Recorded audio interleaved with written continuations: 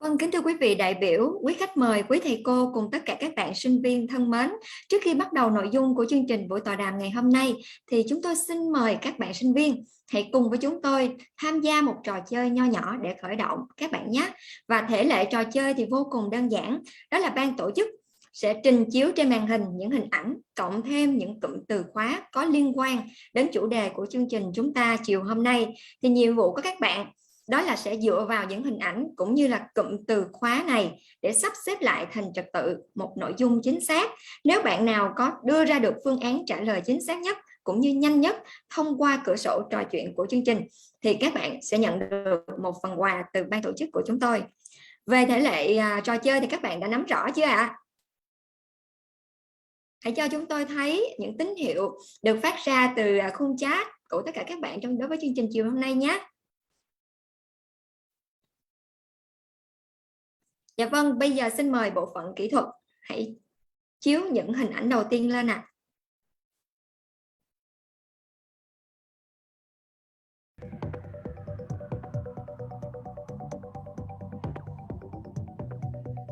Đây là cụm từ khóa đầu tiên trong 3 cụm từ khóa chiều hôm nay của chúng ta. Đây là những dữ kiện đầu tiên của chương trình.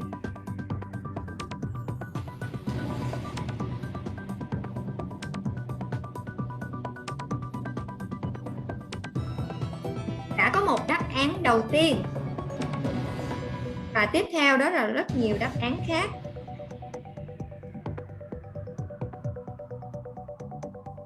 Vâng, xin mời ban tổ chức, bộ phận kỹ thuật hãy cho chúng tôi biết kết quả đáp án này là như thế nào ạ?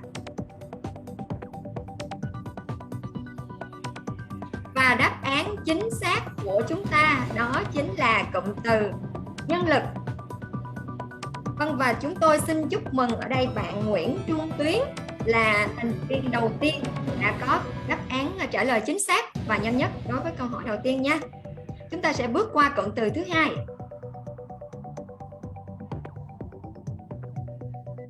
Đây là những dữ liệu đầu tiên cho các bạn. Nhưng mà bộ phận kỹ thuật hãy tiếp theo ạ.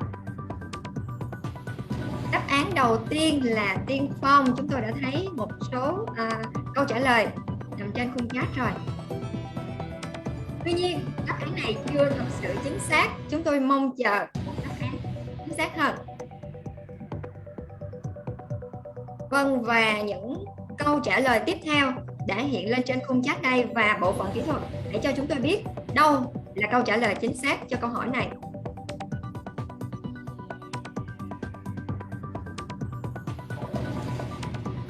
Và đáp án câu trả lời thứ hai chính xác đó chính là cụm từ thăng tiến.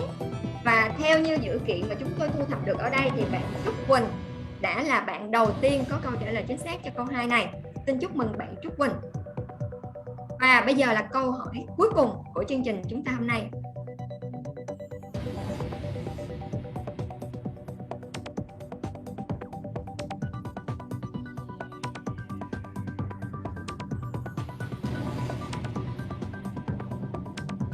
Đã có một câu trả lời đầu tiên, đó chính là tài năng.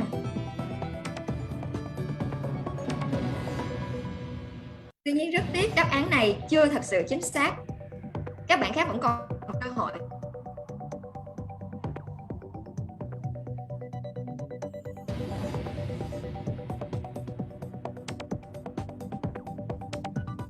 Vâng, và rất nhiều những đáp án tiếp theo từ tài năng.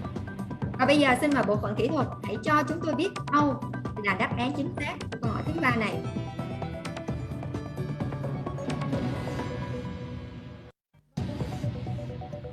Vâng, và câu trả lời chính xác đó chính là cụm từ kỹ năng. Và với câu hỏi cuối cùng này thì chúng tôi xin chúc mừng bạn Trần Nguyễn Quế Trân đã là một trong 3 thành viên xuất sắc đạt được giải thưởng của chương trình chúng tôi ngày hôm nay.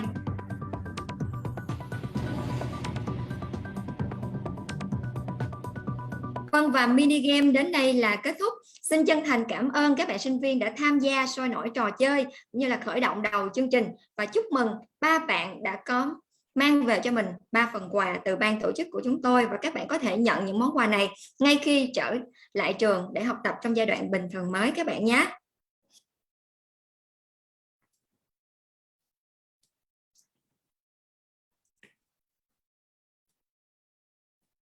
Vâng, và một lần nữa hân hoan chào đón tất cả quý vị đại biểu, quý khách mời, quý thầy cô cùng toàn thể tất cả các bạn sinh viên đang tham dự chương trình tọa đàm với chủ đề Bức tranh nguồn nhân lực và cơ hội phát triển sự nghiệp trong ngành du lịch, dành cho sinh viên của 2 bộ môn nhà hàng và khách sạn do khoa du lịch trường Đại học Văn Lang tổ chức ngày hôm nay.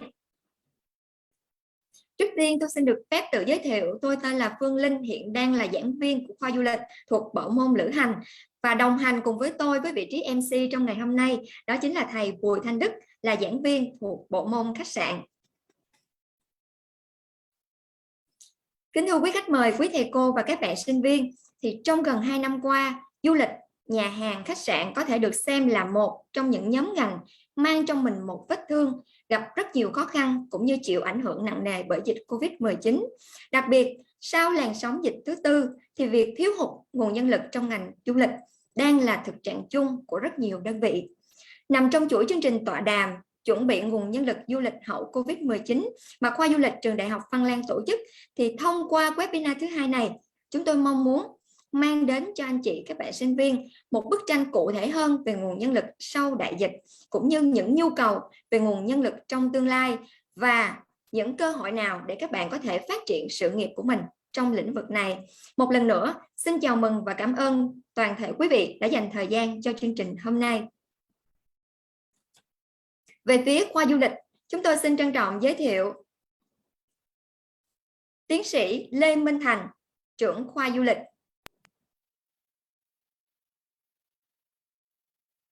thạc sĩ Hoàng Ngọc Hiển, phó trưởng khoa du lịch, tiến sĩ Trần Thị Thùy Trang, phó trưởng bộ môn lữ hành, thạc sĩ Nguyễn Thị Thao, phó trưởng bộ môn lữ hành, tiến sĩ Trịnh Thị Thúy, phó trưởng bộ môn nhà hàng, và cuối cùng là thạc sĩ Từ Tuấn Cường, phó trưởng bộ môn khách sạn. Trân trọng chào đón sự tham gia của quý thầy cô khoa du lịch, và đặc biệt là sự quan tâm của rất nhiều bạn sinh viên thuộc bộ môn nhà hàng và khách sạn ạ. Và tiếp tục chương trình thì chúng ta không thể nào không nhắc đến những vị khách mời, những diễn giả đến từ những doanh nghiệp rất nổi tiếng của các tập đoàn khách sạn trên thế giới. Và để giới thiệu vị khách mời đầu tiên thì xin mời bộ phận kỹ thuật hãy chiếu clip đầu tiên.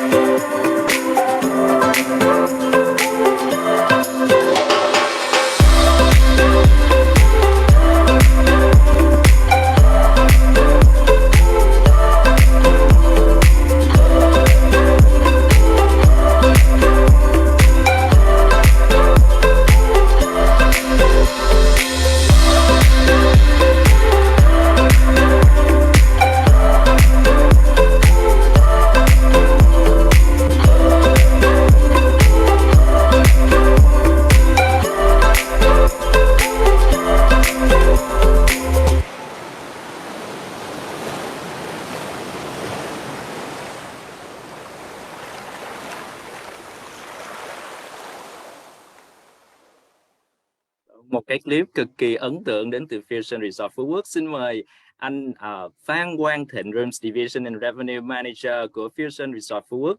Xin anh hãy gửi lời chào đến tất cả các bạn sinh viên của khoa du lịch Đại học Văn Lang ngày hôm nay ạ. Lần đầu tiên thì gửi lời chào đến tất cả các thầy cô cũng như là tất cả các bạn sinh viên cũng như là các vị khách mời. Thì rất là may mắn ngày hôm nay có thể là có một cái cơ hội để mà trao đổi với các bạn sinh viên và cũng là sẽ là đồng nghiệp của Thịnh trong tương lai. Và rất hy vọng thì sau cái buổi trò chuyện này thì các bạn cứ thoải mái có những câu hỏi để mà giúp cho mình có những cái định hướng rõ ràng hơn đối với cái ngành này.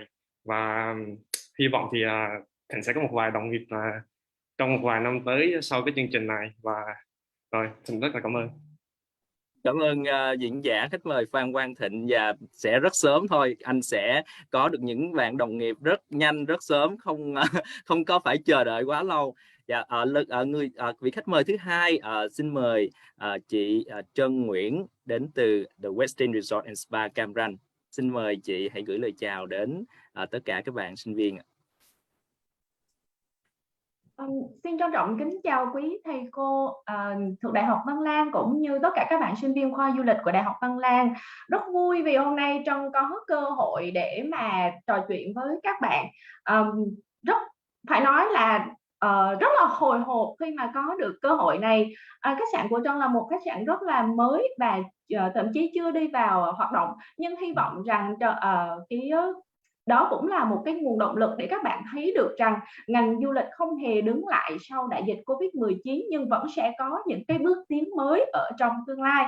Và rất mong sẽ được chào đón các bạn đến với khách sạn của mình một ngày rất gần, dù là khách hàng hay đặc biệt là đồng nghiệp của mình.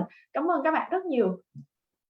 Cảm ơn chị Trân Nguyễn. Thực ra thì sự xuất hiện của chị Trân Nguyễn trong webinar hôm nay là đều có ý đồ, và ý đồ đó thì từ từ mình sẽ tiết lộ sau. Và không biết là các bạn sinh viên có nhận ra được là chị Trân Nguyễn là vị khách mời nữ duy nhất ngày hôm nay có thể được xem giống như là một hoa hậu trong dàn khách mời của webinar của chúng ta. Và xin cảm ơn chị Trân Nguyễn rất nhiều. Xin mời bộ phận kỹ thuật hãy tiếp tục chiếu clip tiếp theo.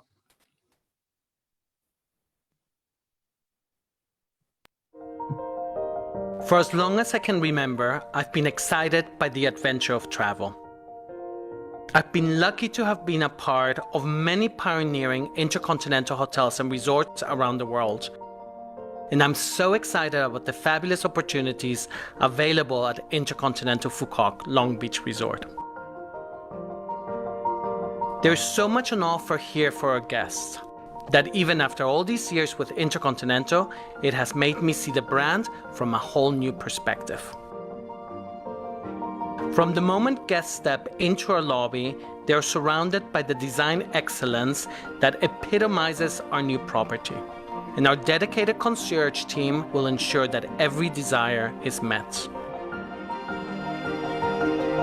All our rooms, suites and villas offer something for everyone.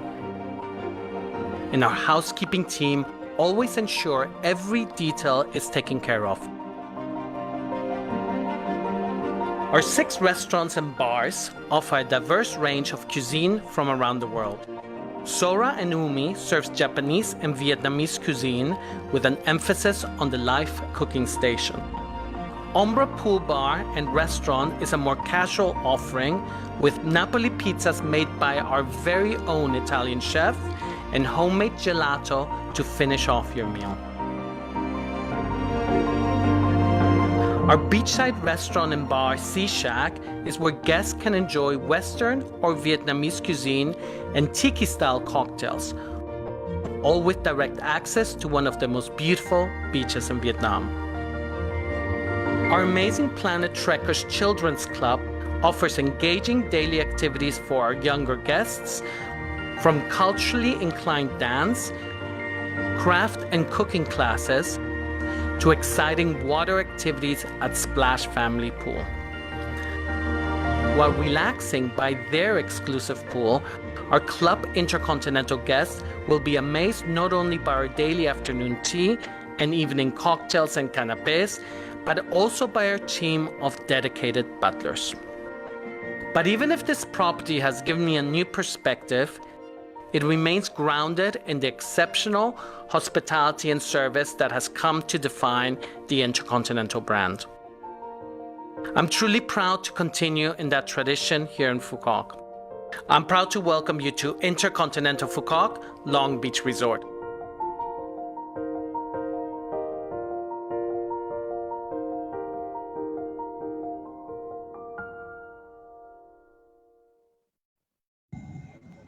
Cực kỳ ấn tượng đến từ InterContinental Phú Quốc. Bây giờ xin mời diễn giả tiếp theo, anh Võ Minh Hiền đến từ InterContinental Phú Quốc. Xin mời anh gửi lời chào đến tất cả các bạn sinh viên. Vâng, xin cảm ơn anh Thanh Đức ạ. Và lời đầu tiên cho phép Hiền, đại diện của đơn vị InterContinental Phú Quốc Long Beach Resort, xin gửi lời chào và lời chúc sức khỏe đến quý thầy cô, các anh chị khách mời cùng hai MC và đặc biệt là các bạn sinh viên đến từ trường Đại học Văn Lang ạ. Thực sự thì hôm nay là một cái vinh dự của Hiền thay mặt cho đơn vị và đặc biệt là tham gia vào một cái buổi tọa đàm như thế này của quý trường để có cái cơ hội giới thiệu về InterContinental Long Beach Phú Quốc Long Beach Resort và đặc biệt là cái cơ hội về thực tập cũng như là nghề nghiệp tại đơn vị trong thời gian sắp tới đây. Thì thông qua cái buổi này thì hy vọng rằng là sẽ chia sẻ thêm được với các bạn thật là nhiều thông tin về cơ hội công việc.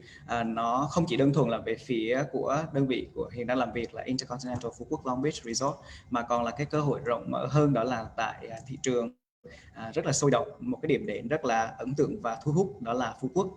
Xin chúc cho buổi tọa đàm của chúng ta ngày hôm nay thành công tốt đẹp và các bạn sẽ thu nhận được nhiều cái trải nghiệm thú vị cùng những cái chia sẻ từ các khách mời. Xin cảm ơn rất là nhiều. Cảm ơn anh Võ Minh Hiền, Training Manager của InterContinental Phú Quốc Long Beach Resort. Nhân tiện đây thì tôi cũng muốn hỏi là đã lâu lắm rồi mọi người không có đi du lịch lại, thì không biết bây giờ các anh chị đang ở tại Phú Quốc, tại Cam Ranh, những thành phố biển, những thành phố du lịch rất nổi tiếng của chúng ta, không biết bây giờ thời tiết ở đó như thế nào với các anh chị? Anh Võ Minh Hiền có thể chia sẻ một tí về tình hình của Phú Quốc hiện nay không ạ? Vâng, rất là cảm ơn anh Đức. Hiện tại thì Phú Quốc đang vào một cái mùa rất là đẹp trong năm, đó là có thời tiết nắng ráo và thời tiết trong ngày thì nhiệt độ nó cũng khá là ôn hòa, đặc biệt là vào buổi chiều thì chúng ta có thể là ngắm cảnh hoàng hôn rất là đẹp, một trong những cái nơi mà ngắm cảnh hoàng hôn đẹp nhất ở Việt Nam. Thì đây là thời điểm cực kỳ thuận lợi cho khách du lịch quay trở lại, và trong thời gian tới đây thì Phú Quốc cũng đang xúc tiến các cái biện pháp để bảo vệ an toàn cho du khách và đặc biệt là chào đón du khách trong nước và quốc tế trong thời gian tới đây. Cảm ơn anh ạ. Còn về khu vực Cam Ranh, Nha Trang của chị Trân thì như thế nào vậy chị Trân? Xin chào các bạn. Về cái khu vực Cam Ranh, Nha Trang thì thực tế cũng như các vùng khác ở Việt Nam, mùa này gọi là mùa mưa tại Nha Trang và Cam Ranh. Tuy nhiên với một thành phố có trên 300 ngày nắng một năm thì mùa mưa không phải là vấn đề lớn và ảnh hưởng đến du lịch ở Cam Ranh và Nha Trang. Hiện tại thì du lịch nội địa tại Cam Ranh và Nha Trang đã bắt đầu sôi động trở lại với những bước đầu tiên sau khi bước vào quá trình bình thường mới. Và sắp tới đây trong tháng 11, thành phố và tỉnh đã phê duyệt các dự án để đón khách quốc tế và sẽ có những đoàn khách quốc tế đầu tiên trong tháng 11 trở lại với Nha Trang, Cam Ranh. Xin cảm ơn những thông tin rất cập nhật từ chị Trân Nguyễn. Nghe đến đây thôi là chính tôi ngồi đây cũng đã muốn là bay ngay ra Cam Ranh, bay ngay ra Nha Trang rồi. Như các bạn cũng đã biết thì cái khoảng thời gian vừa qua thì Covid-19 cũng đã ghi dấu ấn, có thể nói là chúng ta có thể tạm thời gọi là chúng ta đang sống vào trong cái kỷ nguyên của Covid-19. Tôi không muốn nói về những cái vấn đề mang tính chất hơi u ám của Covid-19, bởi vì là thực ra thì đối với nền kinh tế khi Covid-19 diễn ra, tôi cho rằng đó là một thách thức, và bất kỳ một cái sự phát triển nào cũng có những thách thức, những thử thách, và ngành du lịch cũng phải đối diện với những thách thức đó. Vậy thì trong những cái khoảng thời gian vừa qua thì các khu nghỉ dưỡng của chúng ta, các doanh nghiệp khách sạn của chúng ta có những cái thay đổi hay là có những cái thích ứng nào để mình có thể vẫn duy trì, vẫn tiếp tục tồn tại, nuôi dưỡng một cái ngành công nghiệp mà nó không chỉ là mang lại một cái hình ảnh đẹp cho du lịch Việt Nam, mà nó còn là một cái ngành để giúp cho kinh tế phát triển. Xin mời chị Trân Nguyễn có thể chia sẻ một ít ý kiến về vấn đề này không ạ? Thực tế thì lần đầu tiên gọi là chịu ảnh hưởng bởi Covid-19 là khi Trân còn làm tại Sheraton Grand Đà Nẵng, cũng là một khách sạn thuộc tập đoàn Marriott International. Thì gọi là lần đầu tiên mình thấy được những cái ảnh hưởng lớn lao như vậy đối với ngành du lịch, và nó bắt đầu bằng cái việc là khách đó, cái số lượng khách giảm sút rất là nhiều, và sau đó là ảnh hưởng trực tiếp tới đời sống của nhân viên. Tuy nhiên không chỉ dừng lại tại đó, thì ngay trong giữa đại dịch vẫn có tiếp tục những cái dự án khác của khách sạn Marriott International, và cụ thể là như The Westin mà Trân tham gia đây. Thì Trân bắt đầu tham gia vào tháng 7 năm 2020 dưới một cái dự án tiền khai trương, tức là bắt đầu từ khi công trình đang xây dựng và hiện tại vẫn còn đang tiếp tục trong quá trình. Các bạn sẽ thấy rằng dĩ nhiên nó có ảnh hưởng ít nhiều, bởi vì tới thời điểm hiện tại thì khách sạn vẫn chưa bước vào giai đoạn hoạt động, do cái tình hình thực tế của đại dịch vẫn còn có những ảnh hưởng. Nhưng điều đó cũng nói lên một điều khác, rằng ngành này cho dù trải qua những cái khó khăn, cho dù có những lúc mà thấy rất là gọi là vô cùng khó khăn của những ngày tháng đại dịch, những cái nhân viên bị ảnh hưởng rất nhiều, thì vẫn có tiếp tục những cái hy vọng, bởi rồi con người vẫn sẽ tiếp tục xê dịch, con người vẫn tiếp tục đến với những cái hội thảo, đến với sự nghỉ dưỡng, bên cạnh những cái ngày tháng gọi là rất là stress. Và theo những cái nghiên cứu mới của Mỹ hoặc là những cái nước phát triển, người ta thấy rằng 50 đến 70% người dân trả lời rằng sau đại dịch điều đầu tiên người ta muốn là đi du lịch. Thì Trân nghĩ rằng hoàn toàn có hy vọng, dù cho chúng ta đang còn trong những ngày tháng mới chập chững bước vào thời kỳ bình thường mới. Cảm ơn chị Trân rất là nhiều, và bây giờ tôi rất mong muốn được nghe ý kiến của anh Phan Quang Thịnh về những thay đổi trong vận hành, cũng như là một số những cái thay đổi để mình có thể thích ứng với kỷ nguyên của Covid-19 trong khoảng thời gian vừa qua, cũng như là thời gian sắp tới như thế nào tại khu nghỉ dưỡng của anh. Xin mời anh Quang Thịnh. Vâng, cảm ơn Đức. Thì cũng giống như chị Trân cũng đã chia sẻ về cái Covid rồi đấy. Thì trong cái Covid này thì đôi lúc thì mình sẽ nhìn về hai mặt tối và mặt sáng. Thì mặt tối thì mọi người cũng có thể thấy thì nó ảnh hưởng tới tất cả ngành nghề rồi. Còn về cái mặt sáng thì đối với khối vận hành của bên Fusion, đối với Fusion Resort Quốc nói riêng thì cũng là cái thời gian, bởi vì là sau khi vận hành 4 năm thì sẽ là một cái cơ hội để mà mình để bảo trì bảo dưỡng.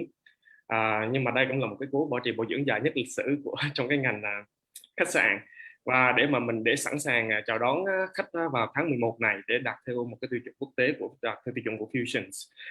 Bên cạnh đó thì nó cũng sẽ có những cái ảnh hưởng về cũng giống như có một vài bạn sinh viên đã từng đặt câu hỏi là về số ngày đi làm cắt giảm như này. Tất nhiên nó sẽ có để mà mình nhằm đảm bảo về cái chiến lược dài hạn, có thể là với Fusion thì là sẽ luôn luôn là giữ tất cả các bạn nhân viên kể từ đại dịch nó xảy ra từ tháng 3 năm 2020, và để mình nhằm mục đích cuối cùng là cái con người là trọng tâm, và mình sẽ giữ được hết tất cả các talents này cùng với Fusion cho tới thời điểm hiện tại.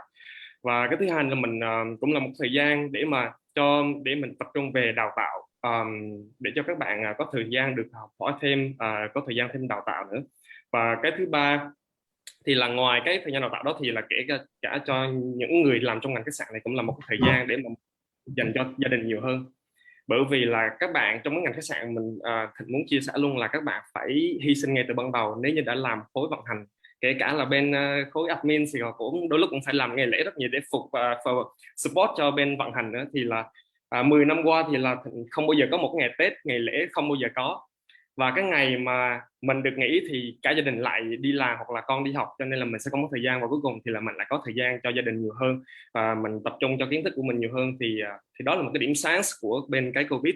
Và Thịnh tự tin rằng là vào năm 2022 vào tầm cuối quý 1 hoặc là quý 2 thì là cái ngành du lịch sẽ phát triển rất là mạnh mẽ. Thì tí nữa thì khi mà Thịnh chia sẻ thêm là vì sao nó mạnh mẽ và cái research của tất cả các người khách đang travel như thế nào, hoặc là chỉ đơn giản như vừa rồi thôi thì Fusion Resort Quốc có chạy một chương trình là giá $0 thì là có hơn 1.000 lượt tìm và hỏi đến từ khách từ Hồ Chí Minh. Có nghĩa là sao thì là có nghĩa là tất cả các người khách ở Hồ Chí Minh sau những tháng họ đã rất là tù túng rồi thì họ đã ready để mà travel rồi. Thì chỉ một khi mà tất cả mọi thứ đã có vaccinations, tất cả mọi thứ đã đầy đủ và chính phủ một chiến lược rõ ràng thì mình tự tin là cái ngành dịch vụ của mình nó sẽ trở lại mạnh mẽ hơn bao giờ hết. Cảm ơn anh Quang Thịnh.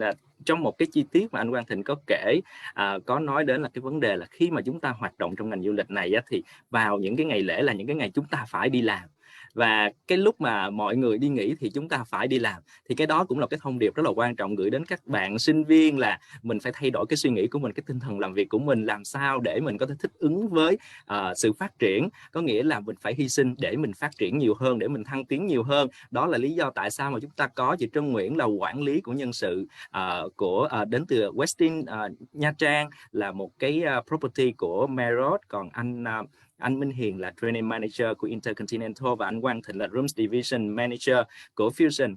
Xin hỏi thêm một câu hỏi nữa, đó là đối với những khu vực biển đảo, những cái thành phố mà có sự phát triển du lịch rất mạnh như là Phú Quốc, như Nha Trang, thì các cái doanh nghiệp hiện nay thì chúng ta có những cái khó khăn hay là những cái thách thức nào về cái việc mà tuyển dụng nguồn nhân lực hay không? Mà xin mời anh Quang Thịnh tiếp tục chia sẻ về vấn đề này.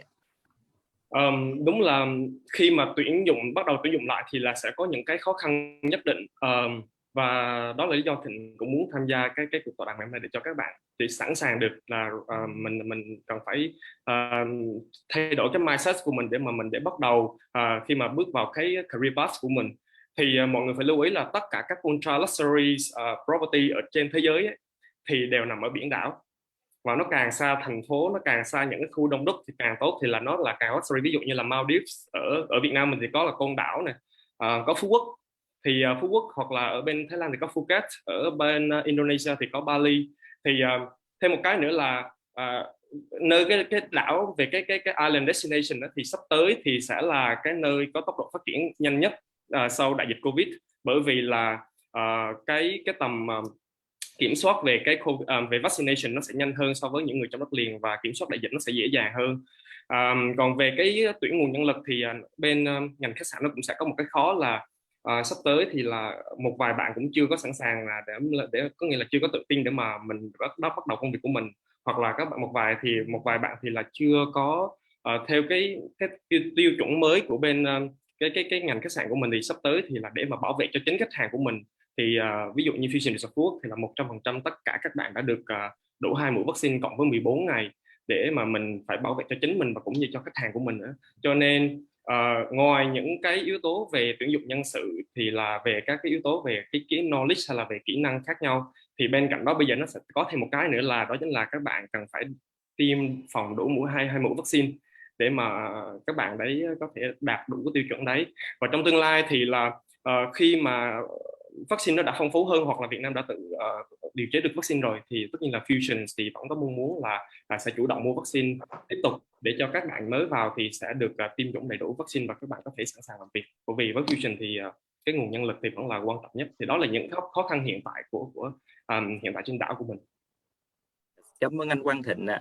Xin hỏi chị Trân Nguyễn là cái vấn đề đôi khi là những cái thành phố xa, ví dụ như là Nha Trang, Cam Ranh là những cái nơi rất là xa, những trung tâm lớn, những trung tâm như là thành phố Hồ Chí Minh hay là Hà Nội, thì chị vui lòng chia sẻ thêm những cái thách thức trong cái vấn đề về tuyển dụng những cái nguồn nhân lực, có thể nói là nhân lực đạt chất lượng để mình có thể đáp ứng được những cái tiêu chuẩn khi mà mình vận hành một cái resort hay là khách sạn thuộc những tập đoàn quốc tế. Cảm ơn câu hỏi của thầy Đức. Thì giống như bạn Thịnh có chia sẻ, thực sự thì ở Nha Trang hay ở Cam Ranh thì có một may mắn hơn một tí, tại vì Nha Trang thực sự là một nơi mà có bề dày lịch sử về việc phát triển du lịch rất là lâu rồi, và nguồn nhân lực ở đây cho ngành du lịch khá là dồi dào phong phú. Tuy nhiên cùng với cái lịch sử phát triển khá là lâu như vậy, mức độ gọi là linh hoạt của các nguồn nhân lực trong cái biến ứng cho những cái thay đổi sau đại dịch lại là một cái vấn đề khó khăn mà Trân vẫn phải đối diện. Chính vì vậy mà Trân vẫn mong muốn rằng sẽ có những cái lực lượng trẻ, những người sẵn sàng cho sự thay đổi, sẵn sàng cho những cái ứng biến sau đại dịch. Ví dụ như phía bên chương trình của Trân cũng giống như các khách sạn quốc tế khác, thì bây giờ những cái gọi là standard, những cái tiêu chuẩn về vệ sinh an toàn nó lại được đặt ở một mức cao hơn, và để trải qua như vậy thì tất cả các bạn còn phải chấp nhận những cái sự thay đổi ở trong cả cái quy trình làm việc, quy trình tiêu chuẩn trong việc làm phòng và tất cả những cái vấn đề khác. Thì đó là một trong những cái mà Trân nghĩ là khó khăn về phía Trân, nhưng mà Trân vẫn luôn nghĩ là nó cũng có một cái cơ hội khác, bởi vì Trân sẽ có những cái bạn gọi là bạn sinh viên, những cái nguồn nhân lực trẻ hơn, và sẽ là những người có sẵn sàng cho sự thay đổi, sẵn sàng cho sự đổi mới và thích nghi với cái ngành du lịch tốt hơn. Cảm ơn chị Trân rất là nhiều ạ. Có một cái vấn đề là khi những cái tập đoàn lớn người ta đã chọn Việt Nam, ví dụ như là Hyatt hay là IHG hay là Fusion hay là Marriott, Hilton, thì chọn Việt Nam và đặc biệt là những cái khu vực mà có cảnh quan thiên nhiên biển đảo đẹp để khai thác du lịch rồi, thì những cái yêu cầu về chất lượng dịch vụ là phải được đặt lên hàng đầu. Nhưng mà nếu như mà không có cái yếu tố về con người thì khó có thể duy trì được cái chất lượng dịch vụ. Nói về cái chất lượng nguồn nhân lực hiện nay thì có thể nói đó là cái vấn đề không kém phần quan trọng. Vậy thì những cái việc mà khắc phục những cái khó khăn để mình có thể nâng cấp cái chất lượng của nguồn nhân lực á, để có đủ khả năng, đủ cái tiềm lực để mình có thể duy trì được chất lượng cũng như là đáp ứng được những tiêu chuẩn rất cao từ những cái tập đoàn quốc tế lớn, thì mình có những cái cách như thế nào, hay là mình có những cái chương trình gì để mình có thể đẩy mạnh cái chất lượng nguồn nhân lực? Chị có thể chia sẻ thêm một tí về vấn đề này hay không ạ?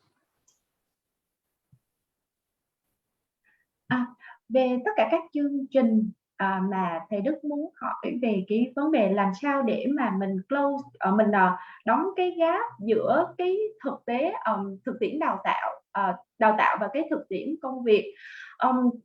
Hiện tại thì bên trong cũng có không chỉ là riêng về phía khách sạn của Trân, nhưng khi nhiều năm làm việc trong Marriott, Trân có những cái hội thảo đối với tất cả các anh chị em là nhân sự ở trong Marriott cũng như ở trong cái khu vực của mình về cái vấn đề này rất là nhiều, và nó cũng là một phần mà suy tư rất là nhiều đối với các bạn gọi là các bạn nhân sự, bởi đúng thực tế luôn là các bạn sẽ thấy rằng từ các bạn sinh viên để trở thành một cái bạn nhân viên á, nó có một cái khác xa trong cái thực tiễn công việc.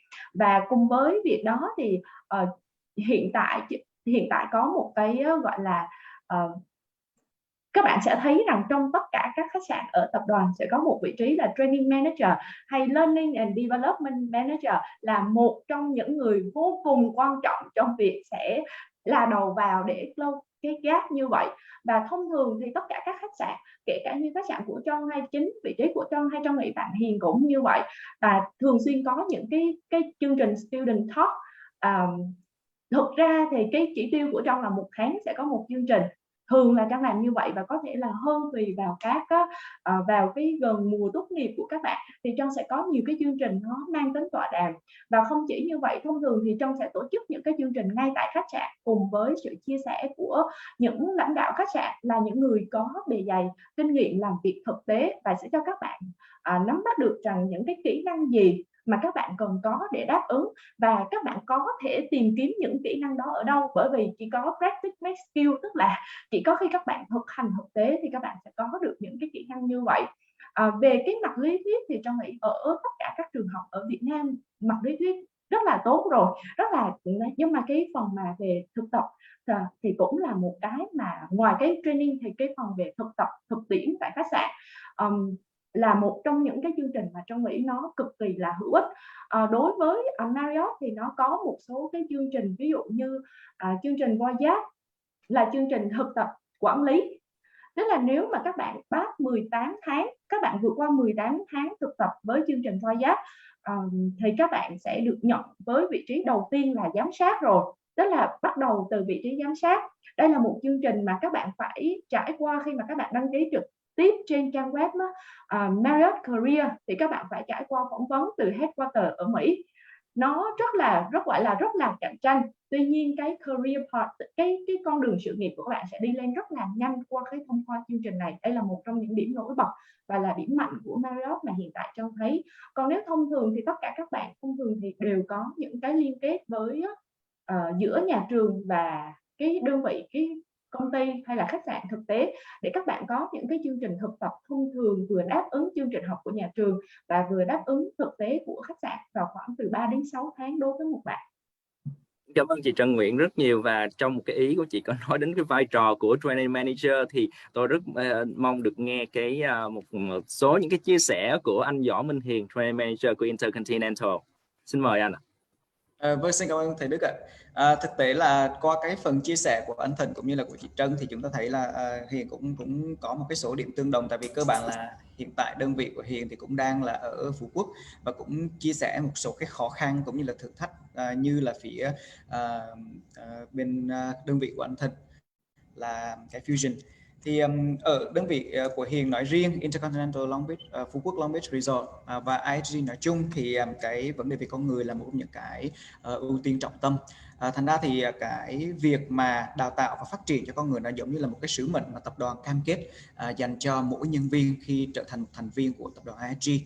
Và theo đó thì tập đoàn cũng xác định rõ các cái lộ trình cho bất cứ nhân viên nào khi bắt đầu vào với tập đoàn IHG, dù là với thương hiệu nào đi chăng nữa, và đặc biệt là đối với Intercontinental thì là một trong những cái thương hiệu mà nó có giá trị và vai trò đặc biệt quan trọng đối với tập đoàn IHG. Mà trong cái phần mà chia sẻ sâu hơn thì cũng sẽ quay trở lại và chia sẻ với mọi người. Nói về cái giải pháp mà để giải quyết cái vấn đề liên quan đến đào tạo và con người và cho cái việc mà thu hẹp khoảng cách trong cái việc là gặp những cái khó khăn và cái yêu cầu của nghề ngành trong cái giai đoạn mới này, thì trên nền tảng là cái hỗ trợ từ phía tập đoàn IHG thì khách sạn Hiền cũng tận dụng các cái công cụ, các cái nền tảng mà tập đoàn có, như là cái kênh học tập MyLearning là kênh học tập trực tuyến. Bên cạnh đó thì bên phía tập đoàn IHG còn có ký kết với là Harvard Management Mentors, là một cái chương trình mà đào tạo về lãnh đạo dành cho tất cả các cái bạn nhân viên. Và đây khi mà các bạn ấy vào là một cái thành viên của IHG thì các bạn có quyền để đăng nhập để gọi là khai thác các cái nguồn tài liệu đó. Thì đó là về phía tập đoàn. Còn tại phía đơn vị thì phía Hiền cũng có những cái giải pháp và đặc biệt là có những cái chương trình đào tạo mà nó nhằm đẩy mạnh thúc đẩy cái sự phát triển của con người, cũng như là tạo những cái cơ hội phát triển cho nguồn nhân lực. Thì phía khách sạn áp dụng cái mô hình đó là 70, 20 và 10.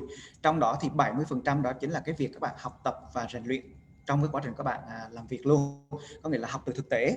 20% thì nó sẽ là từ các cái mối quan hệ và từ các cái buổi chia sẻ và đặc biệt là các cái hỗ trợ từ phía đồng nghiệp hay là các anh chị sếp.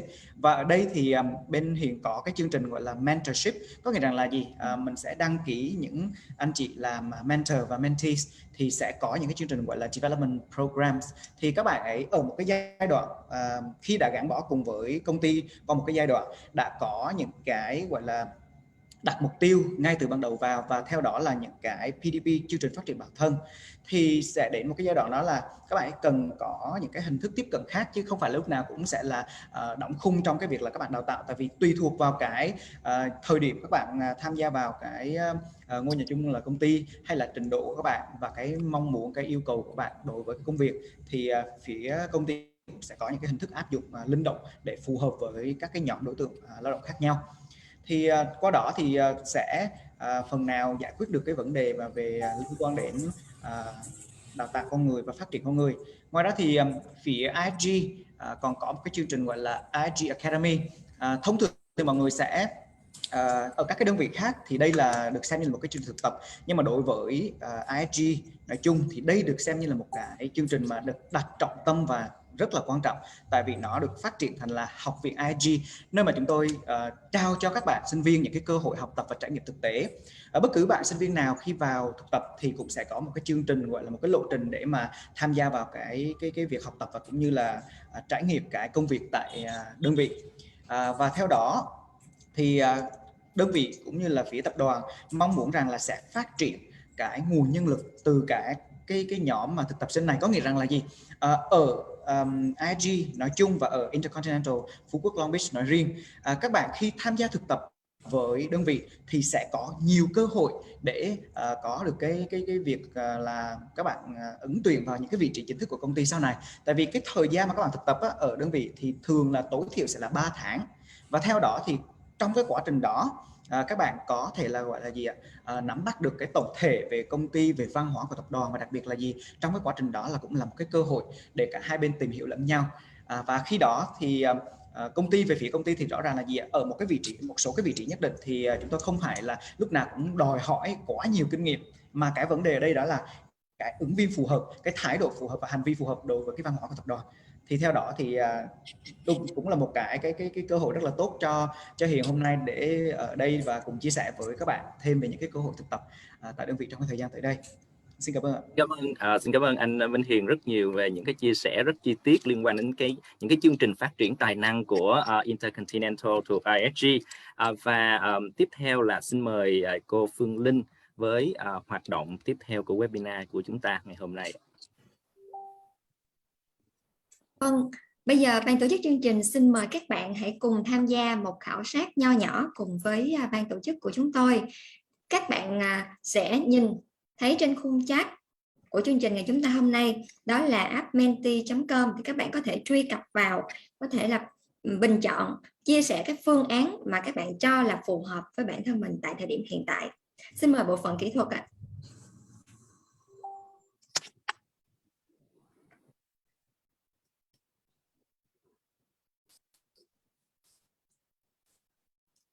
Vâng, câu hỏi mà chúng tôi đưa ra đó chính là theo bạn thì kỹ năng quan trọng nhất mà một nhân viên phải có khi làm việc tại các khách sạn hoặc là tập đoàn lớn như Intercontinental hoặc là Marriott hoặc là Fusion, thì các bạn sẽ chọn điểm nào là quan trọng nhất?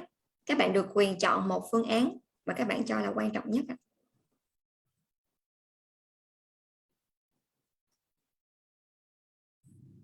Vâng, hiện tại mới chỉ khoảng 100 đáp án được đưa ra.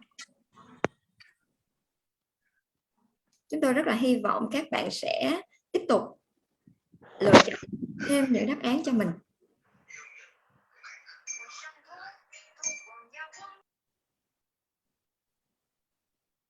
Hiện tại câu trả lời đã là khoảng 160.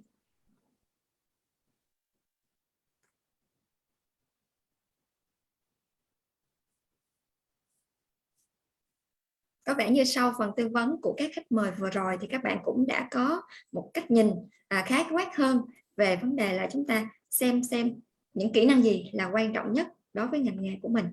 Và hiện tại ở trên slide đây thì chúng tôi thấy là thái độ làm việc đang có sự lựa chọn nhiều nhất. Tiếp theo đó là kỹ năng xử lý tình huống cũng như là về ngôn ngữ.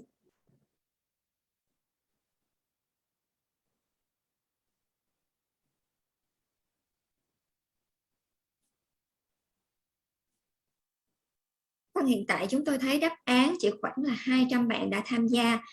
Rất mong các bạn còn lại hãy cố gắng nhanh chóng đưa ra đáp án mà mình lựa chọn ạ.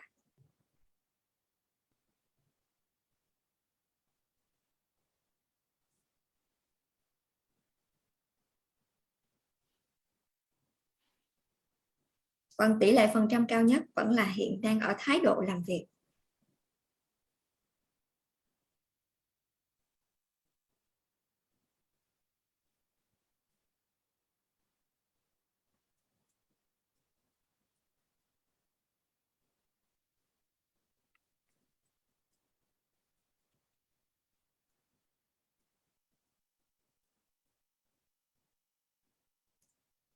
Dạ vâng, xin mời sự trở lại của thầy Đức ạ.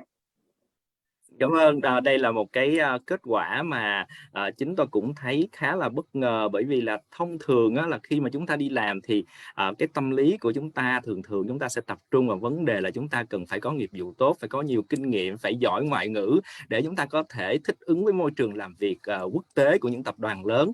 Tuy nhiên thì trong cái khảo sát này, cái con số mà cao nhất lại thuộc về thái độ làm việc. Như vậy thì tôi xin hỏi các quý vị khách mời của chúng ta, xin anh Phan Quang Thịnh hãy chia sẻ một ít cái suy nghĩ của mình liên quan đến kết quả này nó như thế nào. Mình có thể chia sẻ thêm những cái vấn đề liên quan đến thái độ làm việc. Cái điều này nó có thể ảnh hưởng hay là nó có tác dụng tốt hay là không tốt trong quá trình làm việc của tất cả những cái bạn nhân viên tại doanh nghiệp của mình. Xin mời anh Quang Thịnh. Vâng. Và cảm ơn anh Đức ạ. Thì với Thịnh thì Thịnh cảm thấy cũng rất là bất ngờ khi mà về cái khảo sát này của các bạn mới vừa vote, thì về cái thái độ làm việc thì đúng là cái thái độ làm việc là cái tiêu chí đầu tiên mà Thịnh đánh giá đến đối với tất cả các vị trí, chứ không chỉ riêng mỗi các bạn thực tập sinh hay là mới vừa đi làm đâu. Thì bởi vì đó là với cái thái độ làm việc đó thì là cái khả năng sẵn sàng, có nghĩa là mình sẵn sàng làm việc không có ngại khó, và đôi lúc thì các bạn cần phải, đôi lúc mình nên làm những công việc không phải là của mình. Thì cái thái độ làm việc đó thì đôi lúc thì các bạn, có nhiều bạn có một cái sai, đó là cứ làm đúng giờ thì mình về thôi, nhưng mà các bạn quên mất đi một điều là, thì đó là vì cái thái độ làm việc thì các bạn rất là tốt. Thì Thịnh không nói ở đây là các bạn cần phải làm overtime hay gì hết, nhưng mà đôi lúc thì trong cái khối operation thì đôi lúc thì thực sự là rất cần các bạn có một cái thái độ làm việc tốt để mà sẵn sàng chia sẻ, bởi vì là đôi lúc thì là cái giờ nó sẽ quá cái giờ mình làm, mình cần phải làm thêm thời gian so với cái giờ bình thường, và mình sẵn sàng làm những công việc mà không có ngại khó. Tuy nhiên thì là có một cái mà Thịnh nói là cái yếu tố bất ngờ đấy, đó chính là các bạn đã quên đi một điều là về teamwork. Vì để một cái sản phẩm dịch vụ mà nó đã thành công thì nó yêu cầu một cái khả năng teamwork rất là cao, và đó không chỉ đơn giản vì sao mà trong các chương trình các bạn đang học là luôn luôn có những cái buổi học nhóm, làm việc nhóm. Cái teamwork này thì nó sẽ giúp cho các bạn, vì khi mà các bạn thấy được là về cái nghiệp vụ hay là về giao tiếp, về ngôn ngữ, về xử lý tình huống, đó là những hard skill và soft skill các bạn có thể cải thiện được. Nhưng mà về trong cái teamwork đấy thì là đôi lúc các bạn cần phải học thêm và nghiên cứu thêm về cái gọi là cái interpersonal skills. Đó chính là cái khả năng về cái khả năng mình lắng nghe nó như thế nào, và khả năng mình phản hồi, cũng như là mình giao tiếp với các đồng nghiệp của mình như thế nào. Thì với Fusion thì Thịnh luôn luôn đánh giá dựa trên 3 tiêu chí. Cái tiêu chí thứ nhất là thái độ làm việc, cái thứ hai là khả năng teamwork, và cái thứ ba là về cái nghiệp vụ. Cũng như là còn cái vấn đề về ngôn ngữ hay là về xử lý tình huống thì tùy theo từng các cái vị trí khác nhau thì mình sẽ sắp xếp các vị trí đó phù hợp hơn. Cho nên thì là với Thịnh thì là cái teamwork nó vẫn rất là quan trọng để mà giúp các bạn có cái thành công sau này đối với trong cái ngành hospitality, bởi vì là cái teamwork sẽ giúp cho các bạn rèn luyện được nhiều hơn về cái kỹ năng interpersonal skill đấy, và để trở thành một người leader. Thì từ từ khi mà mình trở thành một người team leader, sau đó thì mình mới trở thành một người phó trưởng bộ phận, trưởng bộ phận trong tương lai, để mà mình manage được một team. Và chính những cái kỹ năng sau này thì khi mà các bạn trong tương lai trở thành là một cái executive level trong vị trí ban quản lý, ban giám đốc ấy, thì là cần phải những chính kỹ năng này cũng sẽ giúp cho các bạn để mà có thể trao đổi với chủ đầu tư, trao đổi với chính những người khách hàng của mình, rồi thì nó sẽ là sự hòa quyện hết tất cả các yếu tố để giúp cho các bạn thành công. Thì thái độ làm việc là đúng rồi, nhưng mà các bạn cố gắng phải tập trung nhiều hơn về cái khả năng teamwork làm việc của mình nữa.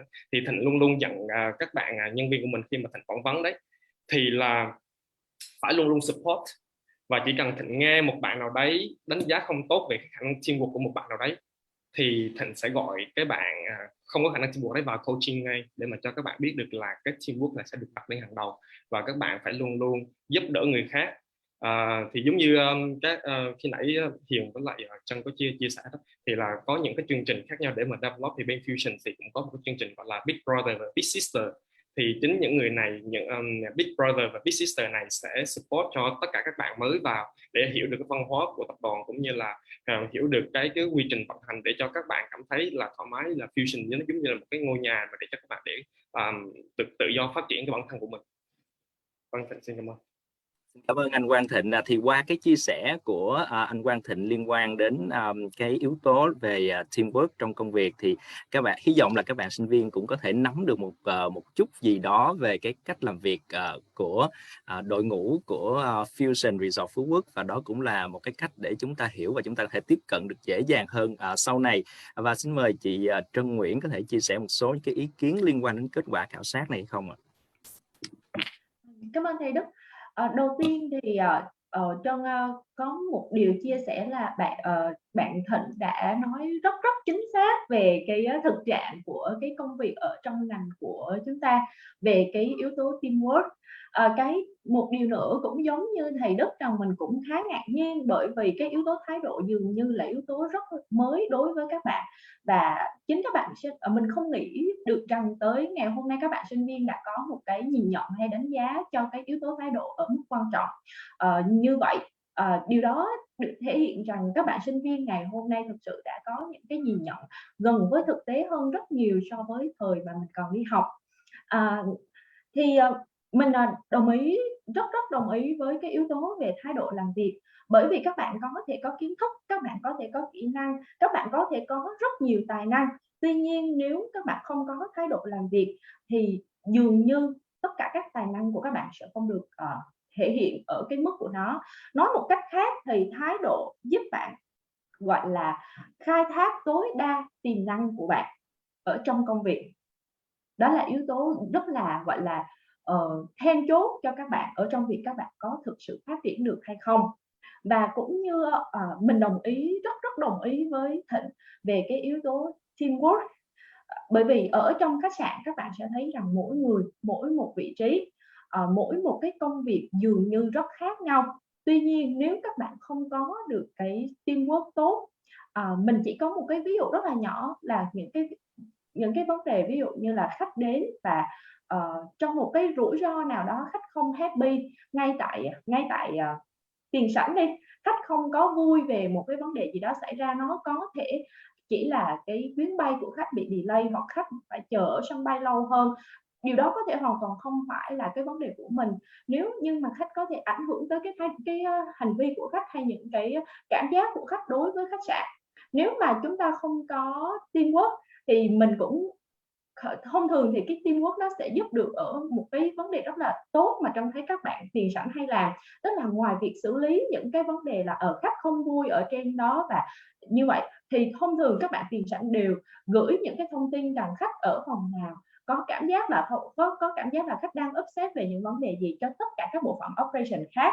Và nhờ cái sự phối hợp đó, khi khách đến tất cả các bộ phận khác, ví dụ như là spa hay nhà hàng hay bất cứ điều gì, khách đều có nhận được những cái treatment đặc biệt hơn, hỏi thăm, quan tâm và giải quyết cái vấn đề một cách triệt để hơn. Nhờ vậy những cái phản hồi của khách hàng sau này sẽ rất là tốt và khách sẽ hài lòng nhiều hơn trong cái dịch vụ của khách sạn. Đó là một trong những cái yếu tố mà giúp gọi là giúp cho cái vấn đề chất lượng của khách sạn nó được ở cái mức tốt nhất.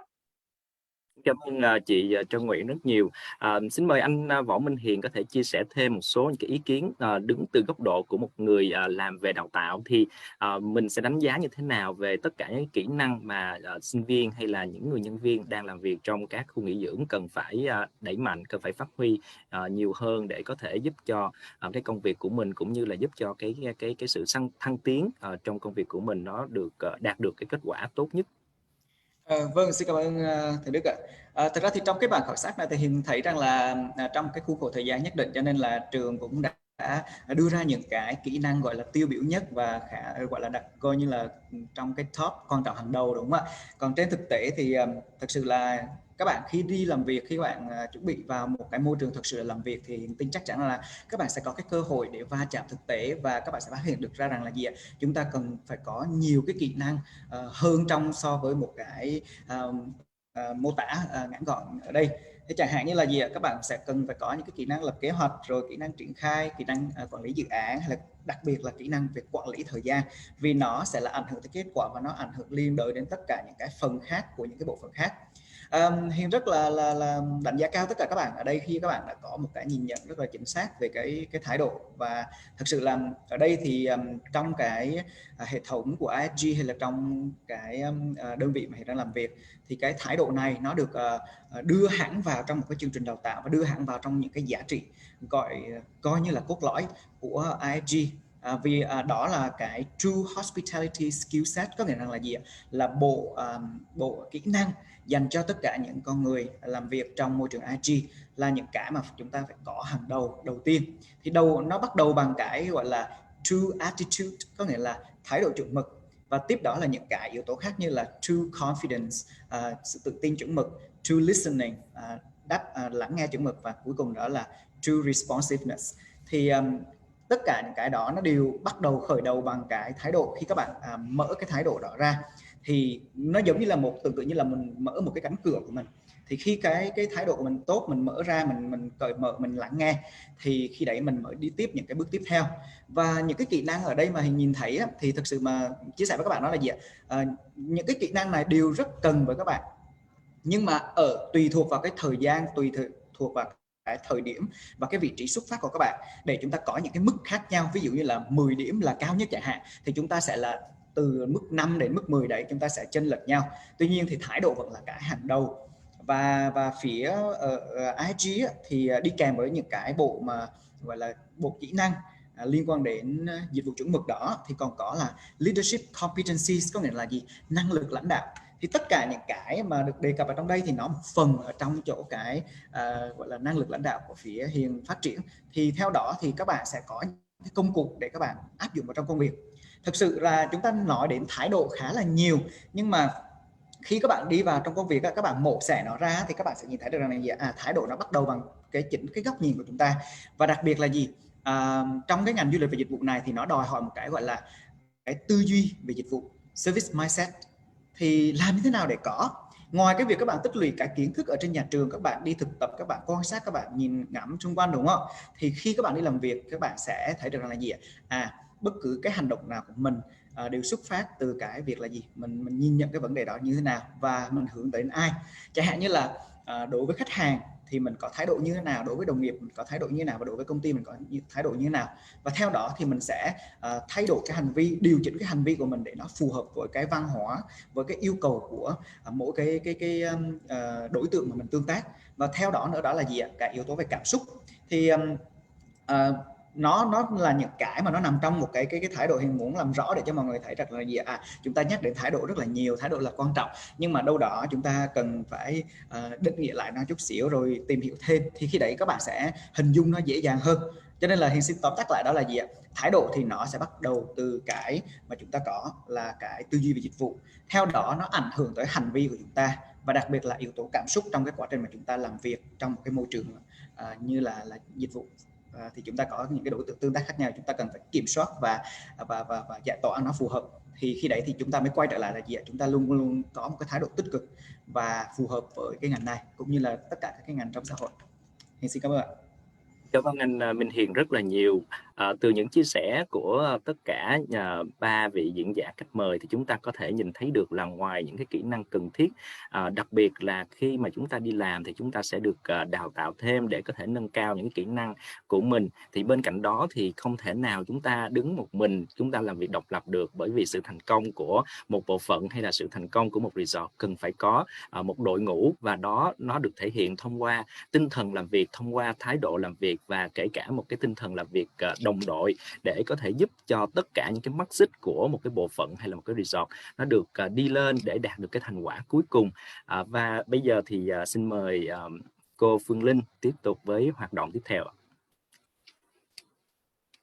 Vâng, kính thưa quý khách mời, quý thầy cô cùng tất cả các bạn sinh viên thân mến, thì chắc có lẽ trước khi đến với phần chia sẻ của các khách mời liên quan đến vấn đề về cơ hội nghề nghiệp trong tương lai, thì xin trân trọng mời quý khách mời, quý thầy cô cùng tất cả các bạn sinh viên hãy cùng mở camera lên để ban tổ chức có thể lưu lại được những hình ảnh đẹp nhất trong chương trình ngày hôm nay ạ.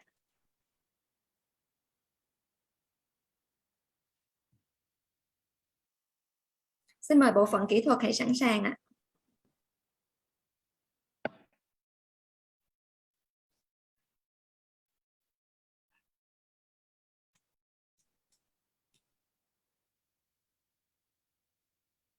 Dạ, em mời quý thầy cô, quý vị khách mời với lại các bạn sinh viên á, mình mở camera lên mình chụp một tấm hình nha. Dạ rồi, em đếm 1, 2, 3 chúng mình cùng cười nha. 1, 2, 3. Dạ, chắc là thêm một tấm nữa à. 1, 2, 3. Dạ rồi em xin cảm ơn ạ. Vâng, xin cảm ơn quý khách mời cùng tất cả các bạn sinh viên rất là nhiều. Các bạn sinh viên thân mến, trước khi có được một cơ hội để mình phát triển sự nghiệp trong tương lai, thì trước tiên chúng ta cần phải biết cách làm thế nào để chúng ta nắm bắt được cơ hội đó. Và một buổi phỏng vấn thành công sẽ là yếu tố cực kỳ quan trọng và then chốt để chúng ta có thể tiếp gần hơn với các cơ hội ở trong ngành. Và phần tiếp theo, xin mời các bạn sinh viên hãy tiếp tục cùng chúng tôi tham gia một khảo sát nho nhỏ tiếp theo thông qua phần mềm menti.com ạ. Xin mời bộ phận kỹ thuật.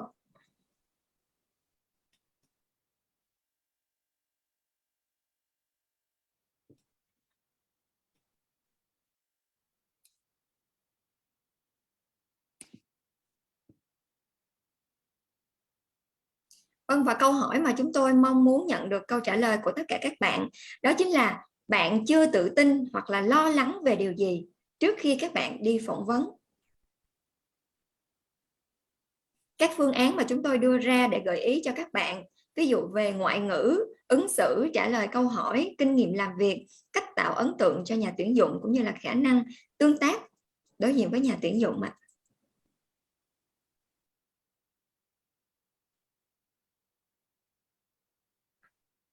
Vâng, và hiện tại với câu hỏi này thì chúng tôi đang thấy là đa phần sự lựa chọn đang rơi vào ngoại ngữ và cách ứng xử cũng như là trả lời câu hỏi.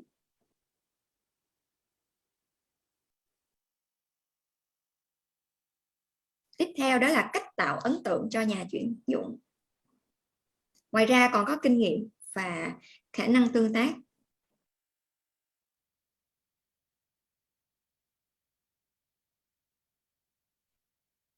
Hiện tại số lượng câu trả lời đã là 143. Chúng tôi hy vọng nhận được thêm nữa phản hồi từ tất cả các bạn ạ.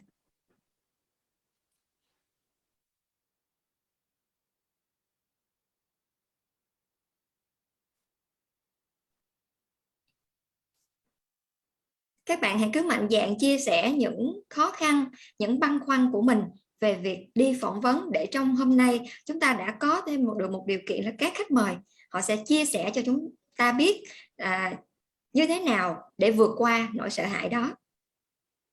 Hiện tại câu trả lời đã gần đến 200.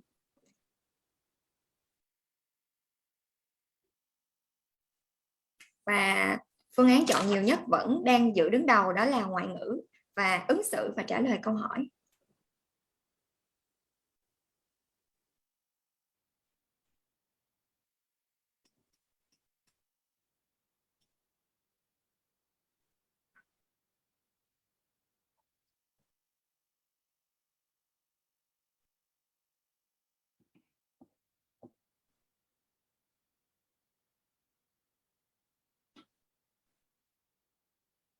Tính đến thời điểm hiện tại thì ứng xử và trả lời câu hỏi đang là sự lựa chọn nhiều nhất từ các bạn sinh viên.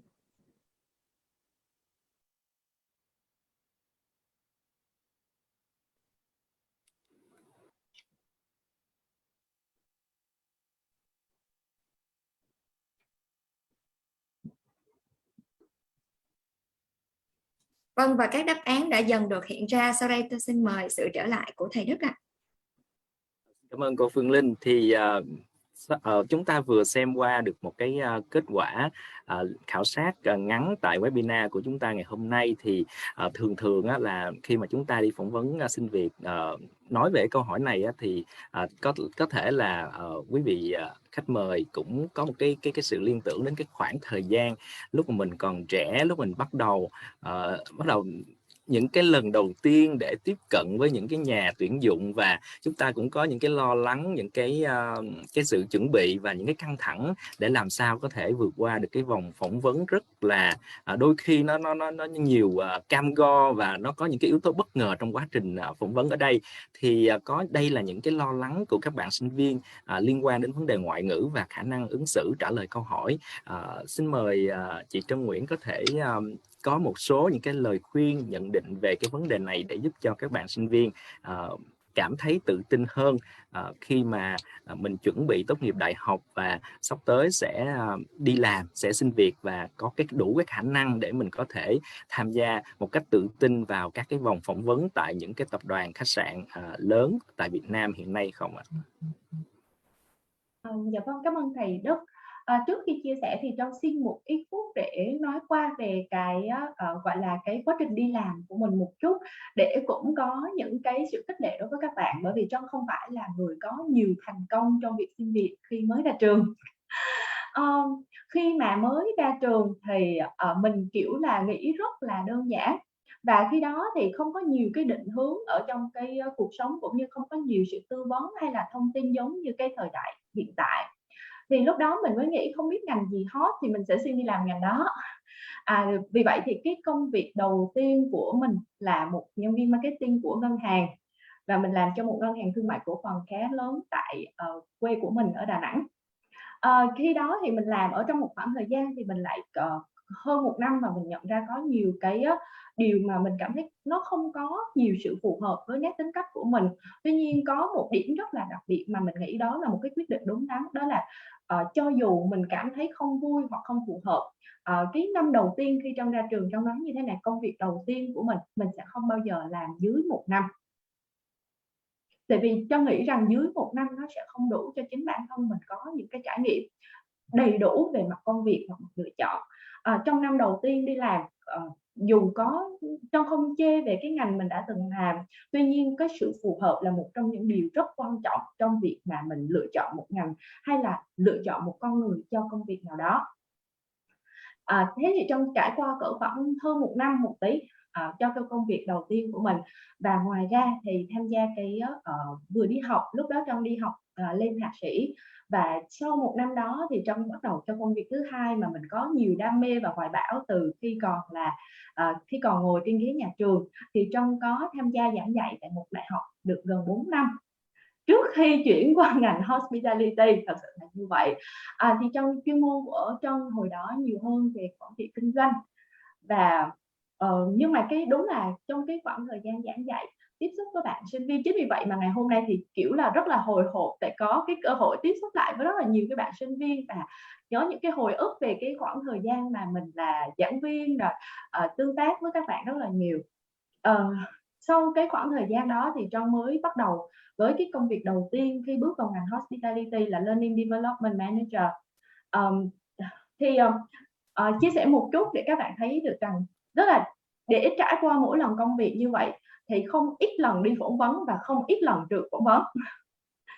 Và để qua tất cả những điều đó để Trân chia sẻ với các bạn rằng cái việc mà trượt hay không trượt phỏng vấn, hay là được hay không được, nó không phải là cái vấn đề là mình không tốt hay là chỗ công ty không tốt hay bất cứ điều gì, nhưng một cái mối quan hệ của người lao động và người thuê tuyển lao động, đó là một cái sự phù hợp cho cái công việc, sự phù hợp mà người ta tìm kiếm thấy ở nơi cái ứng viên của mình.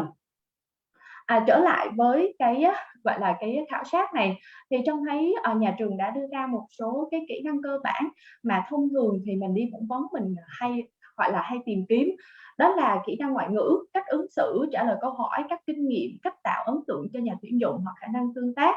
Thì đối với tất cả những cái yếu tố này, Trân nghĩ nó là những cái yếu tố cần thiết, kiểu là luôn luôn tồn tại, tuy nhiên nó sẽ không giống nhau, hay là cái thang đo cho mỗi kỹ năng này sẽ không giống nhau cho mỗi một vị trí.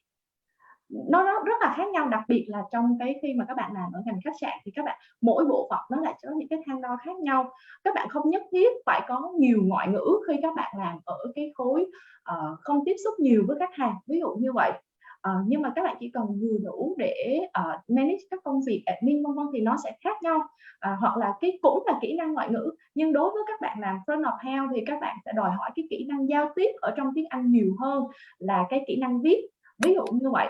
Nên những cái yếu tố này thì cần thiết, tuy nhiên nó không phải là tất cả, mà cái sự phù hợp cho mỗi vị trí. Vậy thì chúng ta sẽ tìm kiếm cái sự phù hợp cho mỗi vị trí ở đâu khi mà các bạn có nếu mà các bạn muốn tìm kiếm rằng các bạn tự tin hơn khi các bạn đi phỏng vấn, thì cái điều đầu tiên là các bạn tự đánh giá lại bản thân của mình về những điều mà mình thực sự yêu thích, thực sự các bạn đam mê với điều đó hay không. Tức là mình xét bản thân mình, và cái tiếp theo là mình xét kỹ nơi thông tin tuyển dụng. Đối với tất cả các vị trí tuyển dụng, nếu mà mình chưa bao giờ có kinh nghiệm, thực ra thì các bạn có lợi thế vì các bạn đã học về ngành nhà hàng khách sạn và các bạn đã có những cái hình dung về các vị trí rồi. Tuy nhiên ở mỗi khách sạn, ở mỗi tập đoàn, các bạn sẽ thấy nó ở dưới những cái tên khác nhau, hoặc là nó sẽ có một chút khác biệt ở trong tất cả các yêu cầu cho cái công việc. Thì để có sự tự tin đầu tiên đi phỏng vấn thì bạn cần phải am hiểu cái công việc mà bạn ứng tuyển. Các bạn để mà gọi là nếu mà mình không biết là mình nộp cho cái gì, và cho nhớ lại cái này, đó là nhớ lại bản thân mình thôi. Trong chuẩn bị 10 bộ hồ sơ khi ra trường và nộp những nơi nào mình thấy vui là mình nộp, mình thấy thích là mình nộp, nhưng mình đã không tìm hiểu thực sự rất kỹ về việc đó là người ta tuyển và người ta cần cái gì ở mình. Chính vì vậy mà ngày hôm nay khi mà thông tin càng nhiều, các bạn rất dễ để Google ra coi cái vị trí đó là vị trí người ta làm gì là thứ nhất. Cái thứ hai là chính cái đơn vị tuyển dụng, chính cái khách sạn mà các bạn ứng tuyển vào, người ta sẽ có những cái gọi là mô tả cái công việc cho cái vị trí mà bạn ứng tuyển. Bạn có thể hỏi lại nhà tuyển dụng, có thể chia sẻ cái mô tả công việc, bởi mình muốn biết thực sự là mình sẽ có thể làm gì, có phù hợp với khả năng của mình hay không, có phù hợp với đam mê hay niềm vui của mình. Và nó tránh những cái trường hợp mình vào làm rồi sau đó mình vào tuyển, nhưng mình vào phỏng vấn thì mình nói rất là hay, mình rất là thích, nhưng mà khi vào thực tế thì nó lại khác với những gì mình đã tưởng, và mình kiểu là vỡ mộng, và nó ảnh hưởng tới thái độ và chất lượng công việc của mình. Chính vì vậy là tham khảo kỹ tất cả các job description về cái vị trí mà các bạn dự định ứng tuyển là một trong những yếu tố mà Trân nghĩ cực kỳ quan trọng. Và việc tham khảo, thứ nhất Google, không ai chặt phí các bạn Google. Và cái việc một trong những cách Trân nghĩ nó cũng gây ấn tượng cho nhà tuyển dụng về sự tự tin của các bạn, đó là các bạn tìm hiểu về cái mô tả công việc bằng cách các bạn bắt điện thoại lên, các bạn gọi thẳng tới đội ngũ tư vấn tuyển dụng và các bạn hỏi rằng không biết là cái vị trí này đòi hỏi cái gì, đòi hỏi bao nhiêu kinh nghiệm, có thể ứng tuyển nếu bạn là người chưa kinh nghiệm hay không, và mong muốn của nhà tuyển dụng cụ thể cho vị trí này là gì. Các nhà tuyển dụng cũng đánh giá rất là cao về sự tự tin của các bạn khi các bạn có những cái động thái như vậy, tức là họ thấy được mình là một người gọi là chủ động ở trong công việc, và cái sự chủ động trong công việc thì ở cái vị trí nào nó cũng còn. Và có một cái điều nữa, tức là khi các bạn cảm thấy các bạn chưa có tự tin về những cái gì mà mình gọi là mình nghiên cứu, mình học hỏi ở trên mạng, hay là những cái gọi là cái thông tin mà các bạn đọc hoặc đến từ nhà tuyển dụng, thì việc mà các bạn thực tập và chịu khó thực tập ở một vài vị trí khác nhau theo những gì các bạn thích đó, thì cũng là một cách rất là gọi là rất là hữu hiệu, bởi vì chỉ khi các bạn đã bắt đầu ở trong cái công việc đó thì các bạn mới cảm nhận được hết tất cả những cái mô tả công việc nó thực tế như thế nào.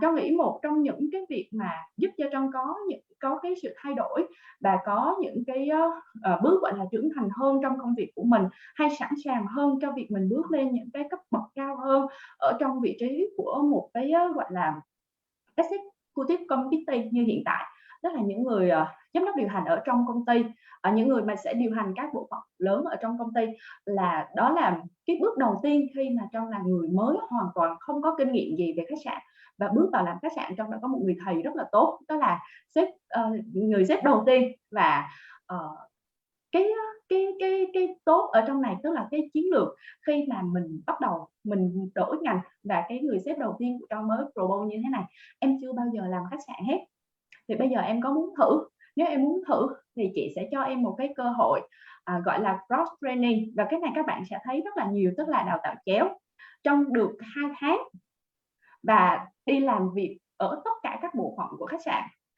Trước đó mình là giảng viên hay đứng lớp tương tác với các bạn sinh viên rất là nhiều. Khi bắt đầu trong cái quá trình cross training, thực sự là những ngày mà có ngày chảy nước mắt là Trân làm trong một cái resort cũng không có quá lớn, nhưng mà mình đi hay ra giường và mình chưa bao giờ biết công việc đó cả, và một bạn nhân viên housekeeping bắt đầu hướng dẫn mình cách bỏ đồ vào, cách bỏ đồ linen vào trong máy giặt, cách set up máy giặt, cách ủi đồ, rồi từ cái công việc vệ sinh công cộng, từ cái công việc làm vườn. Cái công việc mà Trân ấn tượng nhất đó là công việc làm vườn. Tuy nhiên cũng có những cái công việc rất là thú vị, đó là làm ở trong bếp và được học rất là nhiều, đặc biệt là mỗi buổi sáng 4 giờ sáng, nếu mà ngày hôm đó mình được cross training tại bếp thì 4 giờ sáng mình tới và chuẩn bị để cho cái buổi buffet sáng. Thì đó là Trân nghĩ là cái việc mà cross training đó các bạn có thể thay thế bằng việc các bạn sẵn sàng đi thực tập, và trong khi các bạn đã có đi thực tập, các bạn sẽ có cái sự tự tin hơn rất nhiều về cái khách sạn mà các bạn ứng tuyển, và chính các đơn vị khách sạn cũng rất là welcome, tức là rất là thích tuyển các bạn đã có những cái hiểu biết về khách sạn và vẫn tiếp tục muốn làm nhân viên chính thức của khách sạn, bởi vì độ cam kết của những người đã trải qua cái quá trình thực tập là cao hơn rất nhiều so với các bạn mới con ha. Đó là cái chia sẻ của Trân. Cảm ơn các bạn. Cảm ơn chị Trân Nguyễn xin mời anh Quang Thịnh có thể cho các bạn sinh viên một số cái lời khuyên dựa trên cái kết quả của cái khảo sát mà chúng ta vừa có hay không? Vâng, cảm ơn Đức. Cũng như là cái chia sẻ của chị Trân thì nó cũng đã rất là rõ ràng để cho các bạn thấy được về cái career path sắp tới của mình. Thì Thịnh chỉ sẽ chia sẻ rất là nhanh thôi để cho các bạn sẽ có được cái công việc làm ngay lập tức sẽ rất là nhanh. Theo cái của Thịnh thì là thường cách đây 10 năm về trước, thì các bạn ở đây thì hiện tại các bạn nên cảm thấy may mắn, bởi vì là hiện nay đã có các cái trường chuyên đào tạo về Hotel Management và Hospitality, ví dụ như trường Văn Lang ở đây. Còn cách đây 10 năm trước đó, từ năm 2014 trước đó thì nó chưa có nhiều ngành, thì là Thịnh học vào cái trường vào đào tạo khách sạn. Là may mắn là lúc đó là Đà Nẵng là được phát triển về du lịch, cho nên là có cái trường đã được Luxembourg tài trợ, cho nên là nó mang cả một cái chương trình châu Âu về. Chứ còn từ năm 2011 trước đó thì là Việt Nam của mình, bởi vì mở cửa quốc tế từ năm 2002, 2003 đấy, thì rất là ít khách sạn quốc tế.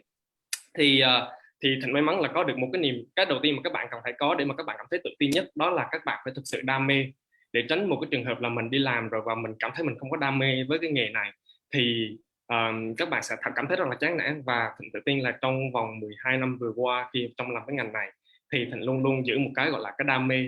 Đam mê ở đây có nghĩa là về cái service mindset, có nghĩa là Thịnh luôn luôn muốn làm cho những người khách họ cảm thấy luôn luôn tươi cười và khi đến và khi đi, cũng như là về những người đồng nghiệp của mình họ có được những cái career path, họ được grow up. Tức là Thịnh luôn luôn cảm thấy rất là vui khi mà những người nhân viên của mình họ có được vị trí này vị trí kia sau 12 năm vừa qua, cũng như các người khách của mình thì là họ để lại những cái phản hồi khi đang ở trong resort và cũng như là khi họ rời khỏi resort. Và kể cả là sau 2-3 năm thì Thịnh hiện tại đã có một vài người khách là nó giống như là những người thân trong gia đình vậy. Tới các dịp Christmas thì họ vẫn có gửi quà đến.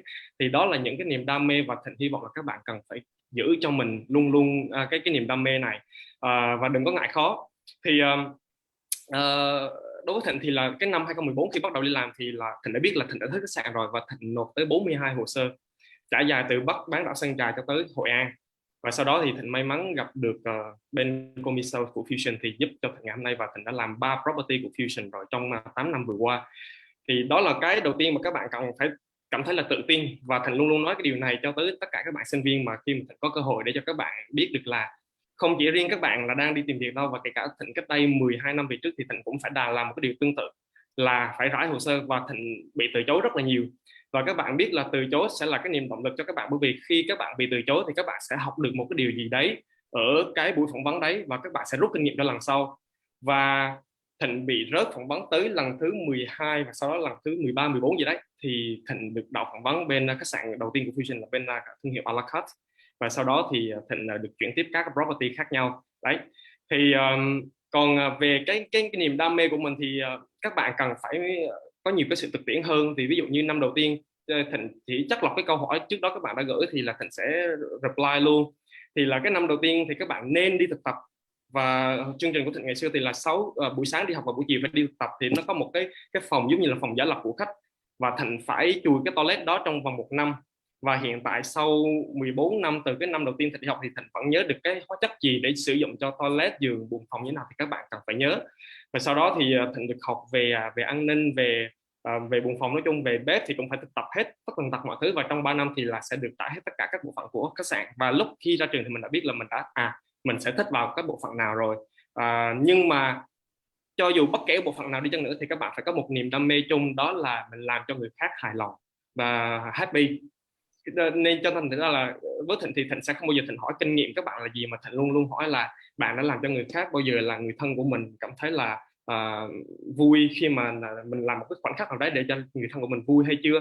Thì đó chính là các bạn sẽ đem vào cho những người khách của mình trong tương lai. Còn về các bạn đã đúng khi mà về cái ứng xử và trả lời cái câu hỏi đấy thì là chính xác là như vậy. Nhưng mà các bạn nên search thêm, ví dụ như kể cả Thịnh thì có nhiều cái cấp độ khác nhau, các bạn có thể học thêm. Ví dụ như khi mà cách đây 12 năm Thịnh chưa có nhiều tiền chẳng hạn, thì Thịnh học trên Coursera và EDX, thì các bạn có thể search thêm về các cái kỹ năng phỏng vấn và cũng như là về hotel management, nó vẫn có ở trong đấy. Còn sau này khi đi làm mà đã có thu nhập và để tiết kiệm được rồi thì có thể là đăng ký những cái khóa học của các cái đại học về khách sạn hospitality management hàng đầu thế giới, ví dụ như là bên Econel và Hotel de Lucans. Thì các bạn sẽ có những cái khóa học để mà tiếp cận được những cái tinh hoa của thế giới để cho cái kiến thức của mình về cái ngành khách sạn, bởi vì cái ngành khách sạn thực tế mà cho tới thời điểm hiện tại Thịnh vẫn còn đang tiếp tục học. Và về cái ứng xử trả lời câu hỏi này, các bạn có thể search thêm về cái mô hình STAR. Thì cái mô hình này là trên không chỉ ngành hospitality đang áp dụng mà cho những ngành khác, thì biết đâu đấy các bạn có thể thuyết phục được chị Trân nhận mình vào làm đấy, qua được cái vòng của chị Trân. Thì các bạn có thể mô hình STAR là về situation, task và ask và reaction đấy, action và react đấy. Thì các bạn có thể search thêm, bởi vì mình sẽ biết được là ngoài những cái kiến thức mình học được thì mình cũng phải biết được là cái nhà tuyển dụng đó họ đang hỏi mình, chuẩn bị hỏi mình gì, và mình phải biết là trả lời đúng những câu hỏi đấy, thì là vô hình chung mình cũng sẽ tạo luôn được cái ấn tượng cho nhà tuyển dụng, và mình biết được cái cách ứng xử về trong cái trả lời câu hỏi đấy. Và như Thịnh nói ngay từ ban đầu thì là cái kỹ năng interpersonal skill nó rất là quan trọng, đó là chính kỹ năng nghe của mình, và mình phải luôn luôn lắng nghe cái người tuyển dụng đấy. Trong tất cả kỹ năng thì Thịnh luôn luôn đánh giá cao cái kỹ năng nghe, và nó sẽ xuyên suốt cho các bạn từ đây cho tới cái phần mà các bạn đi làm đấy. Cho nên các bạn có thể search thêm về cái đấy. Còn về cái yếu tố ngoại ngữ thì là điều kiện sẽ là đủ để nó giúp cho các bạn phát triển nhanh hơn trong cái sự nghiệp của mình. Đôi lúc thì có một vài vị trí thì sẽ không có đòi hỏi kỹ năng ngoại ngữ, nhưng nếu như các bạn có ngoại ngữ thì nó sẽ giúp cho các bạn có được một cái công việc tốt hơn như mình mong muốn hơn, và tất nhiên là nó sẽ có thu nhập tốt hơn trong tương lai. Bởi vì mọi người phải lưu ý luôn là cái ngoại ngữ này chính là cái cầu nối để giúp cho các bạn tiếp cận được cái kiến thức cũng như là về cái tinh hoa của cái ngành hospitality này. Bởi vì ví dụ như khi các bạn có tiếng Anh, các bạn có thể học được trên Coursera, có thể học được trên DS, những cái kỹ năng mềm cũng như về cái kỹ năng về hospitality. Và chính cái ngoại ngữ này thì chính là các bạn có cái cơ hội để, bởi vì các bạn phải biết chắc rằng trong cái ngành hospitality này, English chính là cái quan trọng nhất để giúp cho các bạn trao đổi được với những người khách của mình. Bởi vì có những vị khách họ nói rất nhiều ngôn ngữ khác nhau, mà tiếng Anh vẫn là tiếng Trung, và cũng như là trao đổi với đồng nghiệp của mình thì tiếng Anh sẽ là cầu nối, là điều kiện đủ để giúp cho các bạn phát triển xa hơn và nhanh hơn trong tương lai thôi. Đấy thì về hai cái đó thì là các bạn cần phải lưu ý. Và còn các bạn phải lưu ý thêm một cái nữa là Thịnh muốn truyền động lực cho các bạn là tiếng Anh không chưa đủ, và các bạn phải có thêm những cái tiếng khác. Thì các bạn sẽ, ví dụ như bây giờ các bạn cứ tưởng tượng là có 10 hồ sơ nộp vào mà mình là một hồ sơ duy nhất có 2 ngoại ngữ, thì tất nhiên với ánh mắt của nhà tuyển dụng thì họ sẽ tập trung vào cái đó nhiều hơn. Thì ví dụ như hiện tại Fusionista của bên Fusion Resort Quốc trước năm 2019 trước Covid thì có tới 8 bạn từ 8 quốc gia và 8 ngôn ngữ khác nhau. Thì là có các bạn từ Hàn Quốc, hoặc là các bạn nói tiếng Nhật, tiếng Trung, tiếng Pháp, tiếng Tây Ban Nha và tiếng Đức, để mà các bạn có thể trao đổi trực tiếp. Tuy là mình có tiếng Anh rồi nhưng mà các bạn đấy có thể trao đổi trực tiếp và hiểu về cái văn hóa của người khách đấy để mà giải quyết triệt để và làm cho cái người khách đấy họ hài lòng một cách tối đa nhất. Thì đó là về cái sức mạnh của cái ngoại ngữ mà nếu như các bạn có được. Còn về kinh nghiệm như Thịnh nói là đôi lúc không cần phải có kinh nghiệm, và sau này thì các bạn sẽ học được những cái đấy. Thì các bạn đã chọn đúng hai cái đấy, và Thịnh chỉ muốn chia sẻ thêm thôi để cho các bạn cảm thấy là thực sự tự tin và có rất là nhiều động lực để mà apply CV. Và nếu như các bạn muốn có công việc thì hãy thử apply ít nhất 40 CV giống như Thịnh ngày xưa. Và nếu như các bạn thực sự không có công việc nào thì hãy hỏi lại Thịnh là vì sao em đã nộp 40 CV rồi nhưng mà vì sao em vẫn chưa có việc làm nhé. Rồi, Thịnh cảm ơn. Xin cảm ơn những chia sẻ rất là chân thành và chân thật từ anh Quang Thịnh. Ngày nay thì với những cái diễn biến của xã hội của chúng ta thường là phải trải qua những cái dòng phỏng vấn online, và đối với cái hoạt động phỏng vấn online ngày nay nó đang dần trở nên rất là phổ biến, và cái kỹ năng phỏng vấn online nó cũng là một kỹ năng rất là quan trọng. Thì trước khi mà chúng ta đi vào cái hoạt động tiếp theo, một cái hoạt động rất bất ngờ dành cho các vị khách mời diễn giả của chúng ta, thì tôi muốn xin hỏi anh Võ Minh Hiền là anh có thể cho một số những cái lời khuyên rất ngắn gọn liên quan đến cái khả năng làm sao để có thể mình trả lời phỏng vấn online một cách thành công để có thể đạt được cái công việc mà mình mong muốn hay không ạ? Vâng ạ, xin cảm ơn anh Đức rất là nhiều ạ. Thực ra là cái câu hỏi, cái phần mà mọi người đang dừng ở đây thì mình cũng rất là tâm huyết và thật sự là có rất là nhiều thứ để chia sẻ, nhưng mà để đảm bảo cái thời lượng của chương trình thì Hiền cũng xin phép được chia sẻ nhanh chút xíu. Thì thực sự là Hiền cũng cho phép Hiền cũng được chia sẻ một cái câu chuyện nhỏ nhỏ của Hiền thôi, đó là về cái việc mình chuẩn bị cái phỏng vấn như thế nào của ngày xưa. Thì thực sự là mình cũng quay trở lại với cái thời trước thì mình cũng rất là đồng cảm với các bạn sinh viên bây giờ, có nghĩa là gì, các bạn gắn bó với ngôi trường của mình học, đúng không, có các hoạt động qua 3 năm 4 năm gì đấy, thì thực sự là khi mà các bạn ra trường và các bạn chuẩn bị cho cái cuộc phỏng vấn thì bạn sẽ đặt trong đầu của mình đó là gì, cái kinh nghiệm của tôi ở đâu này kia, và có rất là nhiều cái sự lo lắng. Và có thể nói rằng là quay trở lại câu chuyện của Hiền thì Hiền cảm thấy mình có cái điều may mắn, đó là trước giờ thì Hiền đều làm trong cái ngành du lịch và dịch vụ, thì nó chuyển qua nhiều mảng khác nhau, nhưng mà đều là may mắn là đều trong du lịch và dịch vụ. Đầu tiên là nhà hàng, tiếp đó là khách sạn, rồi chuyển sang lại làm cho một cái công ty về lữ hành DMC của Đông Nam Á, và quay trở lại thì về cái môi trường resort và bây giờ làm ở cái vị trí là training manager này. Thì để cho các bạn thấy được rằng là gì ạ, có thể là có những anh chị thì ở đây thì khi ra trường các bạn sẽ có những cái ngành, cái nghề mà các bạn sẽ đi thẳng luôn, nhưng mà có những cái trường hợp khác là đôi lúc chúng ta cũng sẽ cho chúng ta có cái cơ hội để trải nghiệm nhiều thứ. Và cái mà về mà cái việc mà để các bạn đi phỏng vấn dù là online hay offline thì Hiền nhấn mạnh cái từ đó là từ chuẩn bị. Proper preparations prevents poor performance. Một cái sự chuẩn bị thì nó sẽ giúp cho chúng ta tránh đi khỏi những sự thể hiện mà chưa có được ấn tượng đối với nhà tuyển dụng. Tại vì các bạn nhớ rằng là gì ạ? Khi các bạn đi phỏng vấn có nghĩa rằng là gì ạ? Các bạn đang tham gia vào một cái cuộc chạy đua và cạnh tranh cùng với những người khác, và mình giỏi nhưng mà có thể là những người khác cũng giỏi tương tự như mình. Vậy thì mình làm như thế nào để ấn tượng, đúng không ạ? Thì cái này đối với những cái kỹ năng kỹ thuật mà để chuẩn bị cho phỏng vấn thì Hiền tin chắc chắn là các bạn đã lắng nghe từ phía chị Trân và anh Thịnh rất là nhiều, và thậm chí là các bạn có thể là tham khảo thêm về internet. Còn đối với Hiền thì Hiền cũng quay trở lại với cái từ khóa mà mình rất là tâm đắc, đó là từ chuẩn bị. Thật ra là đối với Hiền á, thì cái việc chuẩn bị ở đây á, thì nó không phải là chờ đến lúc mà chúng ta đi phỏng vấn thì các bạn mới chuẩn bị, mà mình muốn các bạn đó là gì, hãy thay đổi góc nhìn về cái sự chuẩn bị này một chút xíu. Đó là gì ạ? Chúng ta tận dụng cái thời gian lúc chúng ta đang còn ngồi trên ghế nhà trường để chúng ta chuẩn bị. Và cái việc mà tất cả các bạn tham gia trong ngày hôm nay, trong cái cuộc tọa đàm này, Hiền tin chắc chắn rằng đây cũng được xem là một cái sự chuẩn bị rất là thú vị, rất là tốt, rất là hữu ích cho các bạn ngày sau này. Tại vì các bạn làm quen trước những cái vấn đề, hay là các bạn trải nghiệm qua những cái vấn đề đấy, thì sau này sẽ giúp cho các bạn tự tin hơn trong cái quá trình mà các bạn tham gia phỏng vấn trực tiếp. Đối với mình ngày xưa thì so với hai khách mời khác thì Hiền có vẻ là không có được may mắn khi có cái trải nghiệm phỏng vấn như các anh chị, tức là sau khi đi làm. Nhưng mà thay vào đó thì Hiền lại được phỏng vấn từ năm 1 cơ. Có nghĩa rằng là gì ạ? Mình phỏng vấn để đi làm thêm ngay từ năm 1 và ứng tuyển vào một cái nhà hàng gọi là đình đám nhất tại địa phương của mình hồi đó ở Huế, tức là cái nhà hàng Fine Cuisine Dining, một cái nhà hàng rất là sang trọng ở Huế có tên là Ancient Huế, và nó là thuộc cái quản lý và đầu tư của công ty DMC Trail of Indochina. Thì hồi đấy thì mình đi phỏng vấn với cái sự nhiệt huyết, với tất cả những cái gọi là cố gắng của mình, và đặc biệt là cái ngoại ngữ. Hồi đấy thì mình đã có cái vốn ngoại ngữ khá, cho nên là cùng với một cái thái độ cầu thị, cùng với một cái lượng ngoại ngữ vừa phải, và mình đã cố gắng hết sức và được nhận vào cái vị trí là gọi là part time job, tức là đi làm thêm đó các bạn.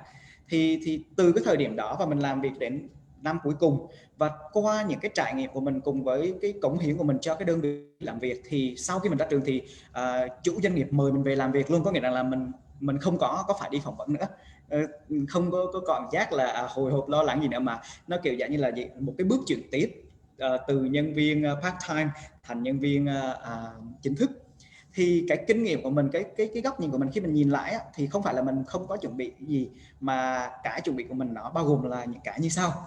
Đó là thái độ, cái thứ hai là ngoại ngữ, và cái thứ ba đó là working experience, có nghĩa là cái kinh nghiệm làm việc. Tức là các bạn, dù cho các bạn đi làm thêm hay là các bạn đi làm tình nguyện hay là tham gia các cái hoạt động của trường, hội, đội, nhóm, tất cả những cái điều đó được xem như là kinh nghiệm. Tại vì khi các bạn trực tiếp làm việc với con người, phối hợp, và các bạn thấy được cái vai trò của mình trong cái câu chuyện nó như thế nào, thì sau này vô hình chung là gì ạ? Các bạn có cái nhìn nhận về cái công việc nó tốt hơn, các bạn sẽ thích nghi với cái môi trường làm việc tốt hơn, và những cái kỹ năng như là gì ạ? Ngoại ngữ, máy tính, văn phòng, vân vân. Chúng ta trải nghiệm trước, thì khi chúng ta vào môi trường thực tế thì nó sẽ giúp cho chúng ta rất là nhiều. Thông qua các cái cuộc phỏng vấn thì Hiền thấy có một cái nhận thấy có một cái vấn đề như thế này. Đôi lúc là chúng ta chuẩn bị cho cái phần phỏng vấn nói về cái mặt và về kỹ thuật, kỹ xảo, các bạn chú trọng quá nhiều, nhưng mà thực tế là Hiền thấy rằng bản thân Hiền đi phỏng vấn và tham gia phỏng vấn thì Hiền thấy rằng là gì ạ? Cái vấn đề đây chúng ta tập trung vào là cái trải nghiệm thực tế của chúng ta, cái câu chuyện của chúng ta nó thật, nó gần gũi với chính cái bản sắc, cái giá trị mà chúng ta có, thì nó sẽ thuyết phục nhà tuyển dụng. Tại vì nhà tuyển dụng có nhiều tiêu chí khác nhau, mà trong đó Hiền tin chắc chắn là hai vị khách mời khác còn khá đồng ý với Hiền, đó là gì ạ? Chúng ta chọn những người phù hợp nhất, chứ không phải là chọn người giỏi nhất. Và thậm chí là gì ạ? Đối với các bạn sinh viên mới ra trường thì những cái tiêu chí nó sẽ khác, chứ không phải là đối với các bạn sinh viên ra trường thì chúng tôi sẽ áp đặt các bạn là phải có kinh nghiệm, phải có thái độ, hoặc là có những cái gọi là như những anh chị mà đã từng làm trước đây, hoặc là qua một cái khoảng thời gian. Thì thành ra là gì ạ? hãy chuẩn bị cho cái cuộc chạy đua của mình cho khi các bạn ra trường, và tham gia những cái cuộc tọa đàm, cuộc hội thảo như thế này cũng là một trong những cái cách để các bạn chuẩn bị. Và nếu mà sau này khi các bạn đi ra trường, ra thực tế, các bạn chuẩn bị cho một cái cuộc phỏng vấn là trực tiếp hay là online, thì xin thưa với các bạn rằng là gì ạ? Các cái nguồn thông tin như chị Trân có chia sẻ đó là gì ạ? Google nó có rất là nhiều, nhưng mà cái các bạn không có thể mà chờ tới thời điểm đó chính là gì ạ? Tất cả những cái trải nghiệm, tất cả những cái sự chuẩn bị mà các bạn có bây giờ, đó chính là cái thời gian, đó chính là cái tuổi trẻ. Thì rất là hy vọng các bạn sẽ tận dụng tốt những cái giá trị này để các bạn chuẩn bị cho cái sự nghiệp của các bạn trong tương lai. Xin cảm ơn. Cảm ơn anh Võ Minh Hiền rất nhiều. Bây giờ chúng ta sẽ đến với một cái hoạt động, cái này có thể là hơi bất ngờ một tí đối với các vị khách mời, tuy nhiên thì nó cũng nằm trong cái công việc hàng ngày của các anh chị mà thôi. Thì chúng tôi có một cái hoạt động mà các bạn sinh viên cũng cảm thấy là hứng thú, đó là sẽ xin thử phỏng vấn với 3 vị khách mời của chúng ta ngay cái tọa đàm ngày hôm nay luôn. Và đây cũng là một cơ hội để cho sinh viên khoa du lịch Đại học Văn Lang thể hiện được năng lực, cũng như là mang cái hình ảnh của mình đến gần với những cái nhà tuyển dụng tương lai của mình. Thì bây giờ xin mời kỹ thuật, bộ phận kỹ thuật hãy chiếu cái CV đầu tiên để mình xem coi là bạn này xin vào vị trí gì, và chúng ta sẽ mời nhà tuyển dụng phù hợp dành cho bạn này luôn.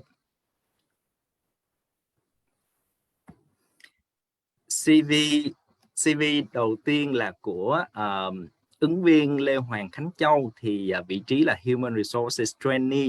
Như vậy thì xin mời em Khánh Châu hãy xuất hiện để được phỏng vấn với chị Trân Nguyễn là Human Resources Manager đến từ The Westin Resort and Spa.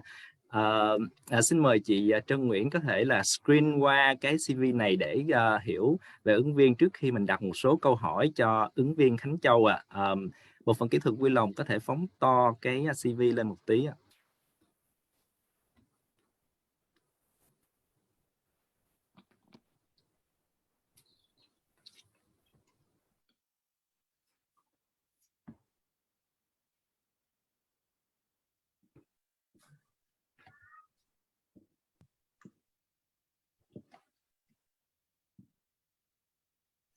Trong quá trình mà chị Trân Nguyễn xem qua CV của ứng viên Khánh Châu thì xin mời Khánh Châu mở camera và mở mic để chuẩn bị cho vòng phỏng vấn đầu tiên với nhà tuyển dụng đến từ The Westin Resort and Spa.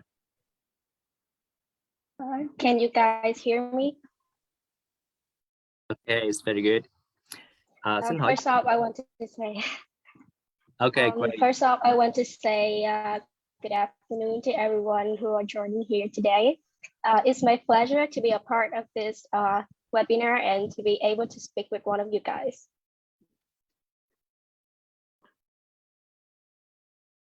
So good afternoon. I'm John, HR manager of the Westin Resort and Spa Cam Ranh. Really happy when I see you today, and I hope that you can start to introduce yourself. Oh yeah. First up, my name is Khánh Châu, and I'm currently a final year student at Văn Lang University, and I'm studying hospitality management. And I have studied hard to become a specialist in hospitality management, and I've been experiencing some of the job that while I'm still studying, such as a barista, or I be a part of some hotel to be a trainee in F&B department. But after a while, when I come to the final year, I want to experience more in different departments. So I choose Human Resources Department so I can have more experiences in different aspects in a hotel. Thank you so much for your when you introduce yourself. I really impressed you about your CV. You have a lot of experience, even you are a student now. However, I have a little bit concern because most of your experience related to food and beverage, and now you said that you want to choose to be the HR trainee. So may I know that what is your strength or your weaknesses which make you think that you're suitable with this position? The reason why I choose to be a part of Human Resources Department is that I think that I love working with people in general, and I want to learn more about everyone. And I want to know how you can study about someone and know that they're really suitable for the job. They're really suitable for the position that you're looking for. I want to know how different people like show this ability in different jobs. And I know that I don't have any experiences yet in the human resources department, but in my opinion, you can fake it till you make it, and you don't know what you can do, or you don't know what you love until you do it or until you try it. It's really nice to listen to your answer. However, I still really want to know more about your strength and with of your strength you think that it really suitable with the HR. It's not about you love only, but you should have some strong point that you think and convince me that you fit with this position. While I'm still a student, I can say about myself that I'm really good at communicating with people. In most subjects, I choose to be a leader. So I choose to give each people in my group a task, different tasks are suitable with them. So I think that with the strength that I can see who can be fit with the position, and I can see that I can really find about the details, and I can choose who really fit for the position that I want, and I'm a really good communicator. So as the person who are always stay at as a leader position, you really have to be able to listen, and you will have to be think out the box. You can't just assume everything about in your perspective. You have to see it in each other people perspective too. So I think that I'm able to be think about different position and think about how they're gonna fit in, but not just in my point of view only. Yeah, it's so interesting to hear that you really love to work with people. You have a communication skill, and you have a very good perspective on how to choosing people. It's really good for recruitment. However, I feel that you just talk about recruitment as your knowledge or your thinkings about HR. But may I know that what do you know about HR, and what do you think that you will work as the HR trainee? I have some friends that currently an intern in HR department, and I asked them a little bit about information. So you have to find the files, you have to study about the CVs, about each person when they applied for the jobs, and you have to support everyone else in the HR department and help them to find out the right candidates for the position. And will have to also search for new employees. That's what I know about HR trainee position. So I thank you so much for that. I also want to share with you a little bit for you have a more like clear pictures on what to do as HR trainee, because sometimes what you said that it's more about the recruitment like a task. It related to searching, review CV or everything. It really just a small part of a HR. Actually, HR is have another thing also. It's on about the associate relation. It's about compensation and benefit. It's on about something. It's also about how you discipline your staff, and it's hard. I have to say it's difficult to deal with people in that case. And a very important part of HR is also the training part. So I just want to share with you a little bit about HR, so you have more information, and you can consider also, because in my point of views, it's not you ask me for the job, but it also I will share with you and invite you to work with us at the fair relationship. Okay. So thank you so much, and I will go to the next question.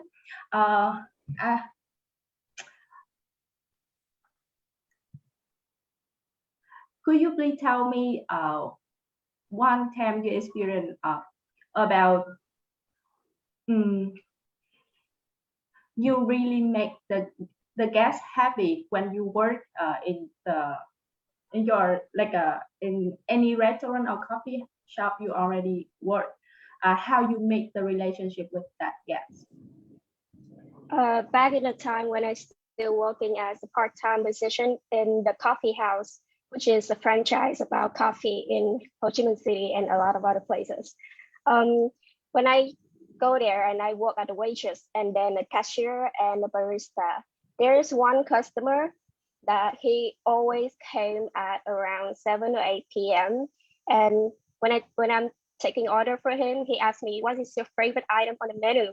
And I told him about my favorite item on the menu and how I like to personalize them on my favorite. So he told me that, okay, so take me that one. And every single day that he came into my store, he told me that choose whatever item on the menu that you like and made it for me. And he's really nice and he always happy with the choice of mine. So it's made me really happy that my choice made him happy, and he came almost like every day. And I remember he gave me a Christmas gift on Christmas Day when I was working. And even when I moved to another store to work as a full-time position, he asked my old workers, my old co-workers, that where am I and where can I find her? I want to go to the store that has she working. So that is one of the best memories of me when I was working in the coffee house. Wow, it's a really nice story, and it's good to have engage with the guests like that, and you have a guest very good guest oriented on that. So I impressed with that. But I also want to know more about your experience on how you deal with the difficult guests. The unhappy guest. The real story about one time you deal with the difficult guest.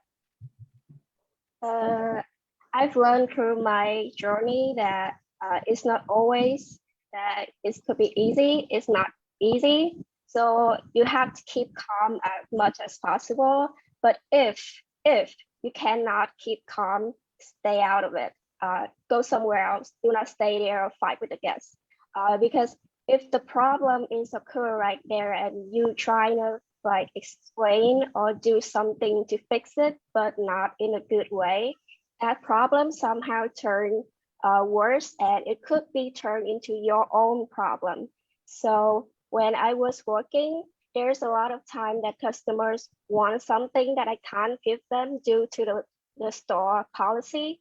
So I will tell the manager or the in-charge person that I'm working with to deal with the customers. It could be both good for two of us, and the customer will be happy because the decision will come from the people who have the right to claim it, and the employees such as me will not have to make the customer feel bad because I can't give them what they want. Yeah. Again, thank you for your question, for your answer with on your experience on that. Actually, for a trainee position, I'm really impressed with your experience and everything. So your English skill, another thing, your listening skill, and the way you react me on the question is really impressed me. It's interesting. The last question I have for you, do you have any question for me? Yes, I want to know that when you work as a human resources trainee, so if you're able to be a real human resources employee, how long will you be able to be the human resource manager? Like your path, how long would it be? I will ask you another question. What do you think about that? How long do you think it's enough for you to be the HR manager? For me, I set a line for me that at least in 5 years, I have to step up from higher position. So I think for the human resources manager position, that would be about 7 to 8 years of working. But it could be less if you're really good and really focusing on your jobs. Yeah. So my answer is it really depends on you. Actually, it really depends on you and how much you want to develop yourself. In this, how much you invest. Every result you get, it depends on how much you invest in. So if you invest enough times and to your study today, or to your develop yourself by studying, by your observation, your working hard and everything, and your attitude to willingness to learn is very important, and it will make the time is different. It varies from 5 years, 7 years, or less than. It really did depend on you. Thank you Any for other that. questions? Yeah. Yeah, actually, I want to know if is there any possibility that I can transfer to another department if I can see that I'm not suitable for that position? Like if I try human resources training and I don't feel like I'm suitable in it, can I be transferring into another department and try it? Of course, yes. Of course, we all not only for training, but it on for another position in the hotel. We good luck. The associate or training want to transfer. However, you have to finish the commitment in the beginning. Like you commit with me, you work with me in 3 months, so you should finish it and then transfer. Is no problem. Yeah. Okay. Thank you for the information. I really appreciate that. Okay. Anything else you want from me? No, that's all. Okay, thank you so much to take part in the interview today, and we will contact you after consider on another candidate I have, and I will come back soon. Thank you. Thank you to you all for listening, and this is really my pleasure. Thank you again. You're welcome.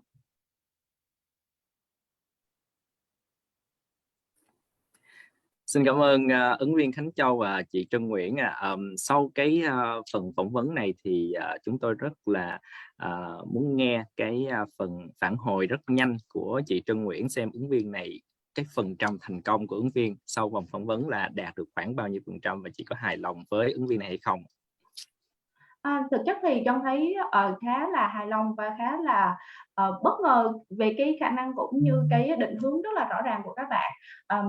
Một lần nữa gọi là so với thời của mình là sinh viên thì các bạn ở bây giờ trẻ hơn, năng động hơn và có những cái định hướng rất là sớm một cách rõ ràng, kiên quyết. Đó là một trong những yếu tố mà Trân nghĩ khi mà các bạn rất clear trong việc đó rồi thì Trân rất là thích những bạn đó, vì Trân không có đòi hỏi bạn quá nhiều kinh nghiệm, nhưng cái thái độ, cái mong muốn và cái sự rõ ràng trong định hướng của bạn là một trong những điều Trân nghĩ mình sẽ nhận ứng viên này. Xin chúc mừng ứng viên Khánh Châu là đã giả định là chúng ta đã thành công trong vòng phỏng vấn trở thành một trainee cho bộ phận nhân sự của resort. Và xin mời bộ phận kỹ thuật chiếu CV thứ hai. CV này là của ứng viên Vũ Hà Khánh Vi. Ứng viên này xin vào vị trí Food and Beverage. Như vậy thì xin mời anh Võ Minh Hiền xem qua CV và xin mời ứng viên Khánh Vi mở camera và mic để chuẩn bị phỏng vấn với nhà tuyển dụng đến từ Intercontinental. Yes. So, good afternoon, everyone. Can you hear my voice? Oh yes, good afternoon, Khánh Vi. I'm so impressed that you guys choose to speak English throughout the interview. It's likely more challenging, but it could be very interesting as well. Thank you, and I'm ready for the interview. All right. So first of all, thank you very much for joining this interview with me today for the positions of F&B staff. So first of all, I would like to hear a little bit about yourself. Could you please introduce about yourself? Yes, of course. Let me introduce a little bit about myself. My name is Khánh Vi, and I am a senior student in hotel management at Văn Lang University. And there are 3 words to describe myself: include dynamic, positive, and hardworking. And I think those words are suitable for hospitality staff's character. And I also have been interested in food. It is also the reason why I applied my resume for the food and beverage department staff position today. Yes, that's really nice. Could you please tell me a little bit about your work experience at the latest workplace? How was it, and what lessons have you learned from your working experience? Yes, of course. The last position I applied is for my internship. I applied as a pancreatinist at a Capella Pathfield. Yeah. So this is the first time I applied for this position, and yes, of course, it's there are so many surprising lessons for me. For example, I don't know much about how to set up for the party, for the events, how working with a lot of guests in this event, in the big events. So one of the biggest lessons I learned from the position is that I have to control my personal emotion. This is very important because with the pressure of the work, with a lot of work I have to do per day, I have to meet the guest needs. So it's hard for me to sometimes it's hard for me to control my emotion, my personal emotion. So I think I have to improve it to be better for the next position. All right, it's really cool to listen to that story. When it comes to the control management, so could you please tell me a little bit more about your real experience where you really need the emotion management? What did you do, or what did you confront with that made you realize that emotion management is really important? Yes, of course. For example, in my real situation, I was a team leader of the subject at school. So I have to face with many tasks and communicating with many different friends from another class. So in working, so we have a lot of different ways to think about the situation, to solve the situation. So I have to adjust myself, adapt myself to yes, to work with your team. To work well with my team and to solve the problems during the working time. That is really nice. Could you please share with me a little bit about the conflict? Why are you working with your teams, and how did you solve the problem? What did you do to solve the problem? Yes, firstly, I have to control myself, my personal emotion first. I have to calm and have a clear mind, because if I am not calm, it's very bad for me to communicate with anybody else. So that I have to control myself, control my personal emotions. So secondly, I have to think about what is the roots of the problems, and where I have to start to solve this problem, and how many ways do I solve the problem, and what is the best ways to solve these problems. And I will think about this, and I will actually start to solve my problems. That is really nice. I am a little bit curious about the situation. So from my questions, what I mean is that, is there any real situation or real experience where you have the conflict with your team and then you come up with the solution? So is there any specific conflict that you have, and what is it? Yes, of course. So this is we have a lot of I mean we have a lot of different way to there are some people in the group not the same doesn't mean my expectations. Yes. Yes. I got it. So maybe let me make it clear a little bit here. Maybe while you have a teamwork with some of your friends and somehow they perform not up to the level that you expected, right? For example, Yes. like late for the deadline and something like that, right? So Yes. how are you going to deal with that situation? For Yes. example, one member, but then they kind of delay the whole process of the whole team. So what are you going to do with him or her? Yes, of course. Firstly, I have to communicating with her. Yes, to know exactly what happened with her, because the reason why she make it late. Or any problems with her. Does she have if she have any difficulties while doing this?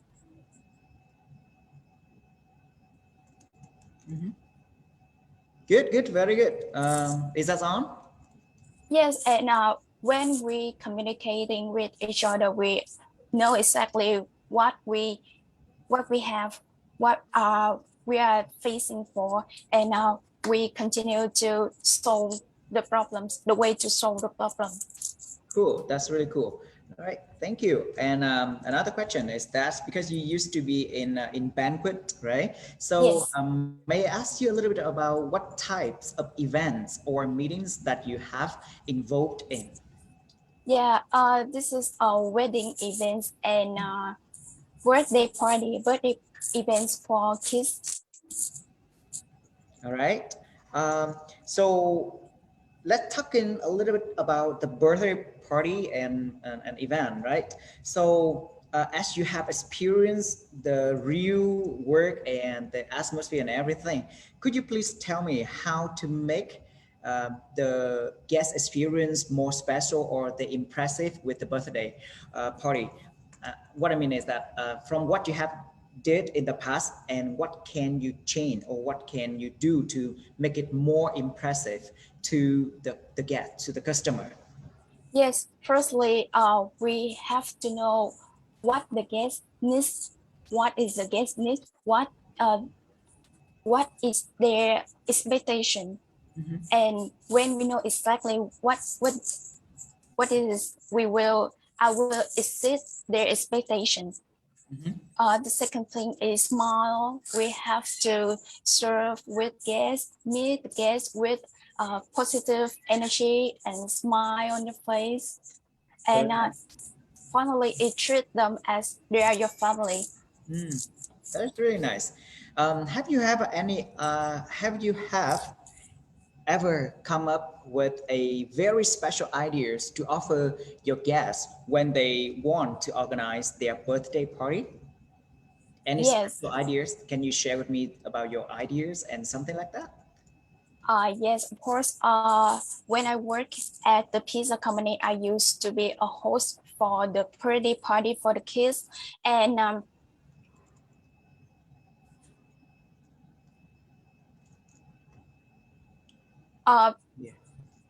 the parents, the kids' parents is traveling, and the guest met me is the grandparents of the kids, and they want to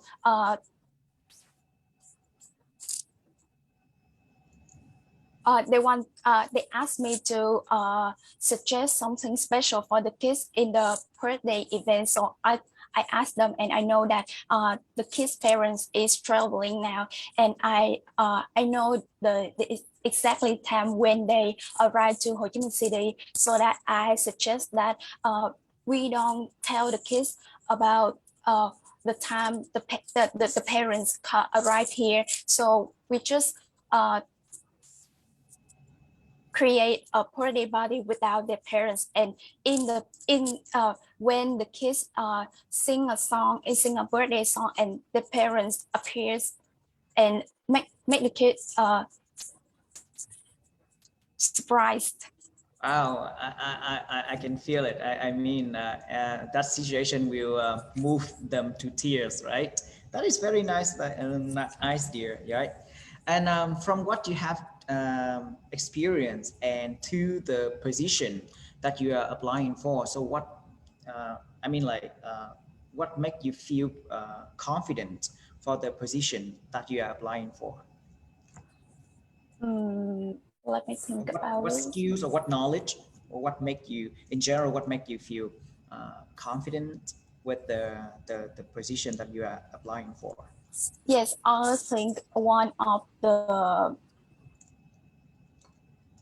think I confident with my team leader skill, because as you can see in my resume, I show a lot of the position I was in activities, in the faculty activities, or yes. So I mean, because I have each semester I propose myself to try propose myself to work as a team leader in subject or in the department of faculty activities or in the work. So I have the opportunities to work and communicating with many different friends and many different volunteers, and learn how to work well with them. And I think team leader skill is one of my confidence skill for me. That is really good. Thank you. Do you have any questions for me? Yes, I have a questions for you. That if I were a staff, so does the company offer in-house training to staff? Oh, thank you very much for your question. So actually, you know, like I am really proud of the training system in my company. So for any new entries, we offer a specific training program regarding of their functions and positions. So let's say if everything goes well, so you will receive the training plan right at the first day that you are getting on board with us, and you are open to a lot of opportunities while you are working with us, the on-the-job training. And especially apart from that, we also have the system, the learning system from our IHG, you know, like company. So that could be a very good start for you. And with what you have done and got the experience, I believe that it could be, you know, it could push you to a higher level, or I mean, like in a shorter periods of time that you can, you know, achieve your goals and expectations. Yeah, thank you for your information. I pleasure. appreciate that. Yeah, My and pleasure. thank you for having me today. Thank you so much. My pleasure. Thank you very much for joining me via the interview. Have a nice day. Thank you. You too. Xin cảm ơn ứng viên Khánh Vi, và xin cảm ơn anh Võ Minh Hiền. Anh Võ Minh Hiền vui lòng chia sẻ rất nhanh về cái phản hồi của mình, nhận xét xem là ứng viên Khánh Vi có đủ khả năng để gia nhập đội ngũ của Intercontinental Phú Quốc hay không? Vâng, thì đầu tiên thì xin chia sẻ là Hiền rất là ấn tượng trước cái phần chuẩn bị của các bạn trước, Châu cũng như là bạn Vi. Thì thực sự là như chị Trân cũng có chia sẻ là các bạn bây giờ rất là chủ động tìm hiểu và chuẩn bị cho những cái phần phỏng vấn của mình. Tất nhiên là gì ạ? Trong một cái phỏng vấn trực tiếp, trong một cái phỏng vấn mà thực tế thì nó sẽ có nhiều câu hỏi hơn, và tùy theo cái vị trí của các bạn gọi là apply. Thì với cái vị trí mà entry thì Hiền tin chắc chắn là Khánh Vi có rất là nhiều cơ hội. Tất nhiên là gì ạ? Nó sẽ có nhiều cái yếu tố khác để mà dẫn đến cái sự hòa hợp của hai bên. Tại vì ở đây thì các bạn sẽ bỏ đi một cái quan điểm, đó là cái góc nhìn của chúng ta sẽ thay đổi một chút xíu về cái việc là ứng tuyển, chứ không phải là đi xin việc nữa. Ngày trước là chúng ta hay bảo là gì ạ? Chúng ta đi xin cái này xin cái kia, đúng không? Nhưng mà thật ra là chúng ta đang ứng tuyển vào một cái vị trí gì đó, và chúng ta cũng sẽ cân nhắc xem thử là công ty có phù hợp với mình hay không, và mình có phù hợp với công ty hay không. Thì yếu tố phù hợp là một trong những cái rất là quan trọng. Và như ứng viên Khánh Vi vừa trao đổi với Hiền như lúc nãy thì Hiền đánh giá rất là cao. Nói chung là cũng sẽ có một số cái điểm mà các bạn cần phải hoàn thiện thêm này kia, đúng không ạ? Có nghĩa là gì? Chúng ta cần chuẩn bị chút xíu nữa về cái phần là gì ạ? Sâu chuỗi cái câu chuyện và lắng nghe cái câu hỏi để chúng ta đưa ra những cái câu trả lời nó đi trực tiếp và trọng tâm vào vấn đề. Ngoài ra thì Hiền đánh giá rất là cao các bạn khi các bạn là chuẩn bị cái CV nó rất là ấn tượng, có các cái hình khối và layout rất là tốt, rất là đẹp, bắt mắt. Chú ý thêm đó là gì, khi mà nếu như mà lúc nãy mình có một cái câu hỏi nó liên quan đến phỏng vấn online thì các bạn thấy rõ ràng là gì ạ? Cái yếu tố về hình ảnh và chất lượng đường truyền nó ảnh hưởng khá là nhiều khi mà chúng ta chuẩn bị cho cái phỏng vấn online. Thành ra là đây cũng là một cái điểm mà chúng ta cũng có thể là lưu ý thêm lần sau chẳng hạn, về ánh sáng, về internet. Thì đó cũng là những cái điểm mà Hiền tin chắc chắn là các bạn sẽ cần lưu ý để mình có thể là có một cái phần thể hiện ấn tượng hơn nữa. Vâng, rất là cảm ơn các bạn rất là nhiều. Dạ vâng, anh Minh Hiền, dường như là hai ứng viên đầu tiên có vẻ như là đã bị nhà tuyển dụng làm khó rất là nhiều và đặt rất là nhiều những cái câu hỏi. Hy vọng là ứng viên thứ ba sẽ không bị làm khó như vậy. Đến với nhà tuyển dụng thứ ba, xin mời bộ phận kỹ thuật hãy chiếu cái CV thứ ba.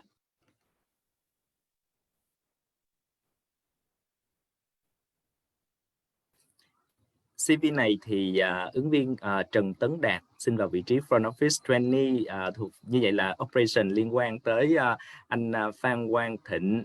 Như vậy thì xin mời anh Phan Quang Thịnh xem qua CV và thực hiện phỏng vấn với ứng viên Trần Tấn Đạt. Xin mời ứng viên Trần Tấn Đạt mở cam và mic. Hello everyone. First of all, I want to say it will be my honor to be here and to be interviewed by some of the more talented people. Xin chào Đạt. Xin chào, thank you. First, thank you for applying the positions of the front office management trainee to Fusion Resource Work. I'm really appreciated for your time today. And first of all, let me introduce this. I'm Room Division and Revenue Manager at the Fusion Resource Work. And today's the interview will take around 15 to 20 minutes. And let me give you the brief about the interview process. So first, after the interview with me, and if we choose you, and the HR that will contact you back to have the further discussions within 7 days. And during that time, we may have the reference. So please notice that we may call to your reference at given also. And so maybe that is the information is coming from why somebody they know that you have the interview. For us, the procedure, the information of the interview will be confidential. So we just let you know that the information of the interview is coming from the reference also. And for the last information from HR, that will give you further discussion. Like I said, if we choose you, and we will discuss further about the compensations and benefits. Yeah. So how is your? So currently you live in Ho Chi Minh, right? Yes, I live in Ho Chi Minh City. How was the situation? How was your family? How is your family? My family just free from COVID for like a month now, so it's kind of bad situation here. My grandmother just passed away due to COVID. It's kind of sad, but my family gets through. Yeah, I'm sorry to hear about these situations, and we all know that the COVID-19 is very difficult for all of us, and hopefully like you have the great interview today, and then it will be the good deservations for your family and especially for your mom, right? Thank you so much. Yep. And so please keep the motivations. Hopefully you still keep the energies and the passions in the hospitality for the upcoming years in your career path. And let's start with your interview. And could you give me the quick brief about the highlight during the 3 internship you have worked with before? So I have 3 years working in the F&B division, and luckily I have opportunity to work in the hotel industry, which is Park Hyatt Saigon. I work as the event service staff, which is a small brand in F&B department. I worked there for more than a month, and because of my study program is too heavy, and because the nature of the my job is really flexibility, so I have to stop working to continue my studying. And after that, I start working again, and I currently working at Lucin, which kind of like a small spiritual at second district. Yeah, cool. So during during you work at the Park Hyatt Saigon and the coffee house, have you ever faced any complaints with the guests before? Yeah, and how do you remember most? I think the thing that I remember most that some guests gonna make a complaint online because she thought that the way I smile is kind of sarcastic to her, so she make the online complaint about that. And when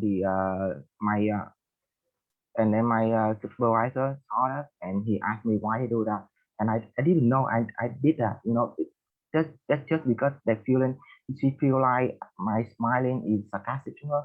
So I really have to calm down, come to her table and make my apology to her, even though I don't know what I did wrong, or even she's just in her bad mood or something. Mm-hmm. And why did you choose to complete the task by this way? I think that when the conflict happens, and the best thing to do that we have to listen your guest opinion. You have to really put yourself into your guest, so you see at their perspective, you see what actually we did wrong, or that we just say in the bad mood or something. So I really want to understand the customer. I really want to listen to them, and I really want to interact with them. Yeah, and what was the outcome of it after you? Yeah, so after I explained it to her what happened, I just want to be friendly, and I want to give her the friendly smile, and finally understand, and she said she's sorry because she kind of in the bad mood today. So I think working fine. Yeah, cool. I have one scenario for you is, for example, you work at for example, we already choose you and you become the front of office management trainee. You escort the guest to the villa, you just do the check-in for the guest. Suddenly there was a miscommunication between the housekeeping and front office. The housekeeping on the system informed that the villa is ready. Suddenly when you open the villas for the guest, it's not ready yet. That is the dirty villas.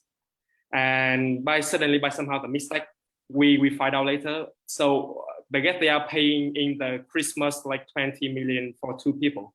This is a high price. They would just take the long haul flight from Munich to here. So it's really tired already. So what we do in this case? So first of all, what I have to do, I have to sorry for the inconvenience and sorry for misunderstanding. So the first thing I gonna do, so I have to arrange them for different villas for the waiting time. So until we finish making clean all the villa that I already booked, or we can offer them to some of our restaurants to try some meal, or just to try some meal, or just drink some coffee or something. We can leave them, we can invite them to different villa for them to just rest for a while, and then when the villa is finished, we're gonna invite them to the villa again. I think that's the best way to solve this problem. Cool, good. And have you met any of your friends, close friend, or your lover, or your family members that are happy, and that you remember most in your life? Yeah, sure. I always try to make my parents happy, especially my mom, because she worked really hard for me, and she spent all my life for me. You know, she working really hard for my education, surviving for my tuition. So each time when I come back from work, I will always try to buy something for her, like meal or something, or just a cooking for her, because I really love her. I really want her to be happy. Good, very good. At the front office management trainee, we don't request for any experience. We just know about would like to know in the details of how you can react with the situations. So let me just brief with the Fusion brand and the property Fusion Resort Work specifically. So we are the Fusion Resort Work on spa inclusive. So the spa treatment is the highlight. The second one and the most important is about the people. So we have for the people at the Fusion Resort Work, we are with the wellness and the sensibility, what we feel about the guests, that is really important. And for example, like we must know how is the guest, that the purpose of the stay of the guest, why they're coming to the resort, because of the birthday or they just have a honeymoon or anniversary. So like that, from that moment at Fusions, we would like to make the guests feel like home. And they want the purpose of the stay, and then when they leave the resort, they must be happy. So to make sure that they feel like the families, when they we want Fusion, the guests feel that they are not coming to the hotel, they are coming to their home. So that is the purpose. Yeah. So do you have any questions for Fusion Resort Work? So I really don't have any experiment in the front office department yet, but so far I really don't have the confidence to be in the receptionist position. So I want to start up like the concierge or the telephone operation. So there is any chance that I can suitable for that position. And if I have that position, so I can change my position when I feel like I'm ready. Good, good. What is your career path for the next 5 years?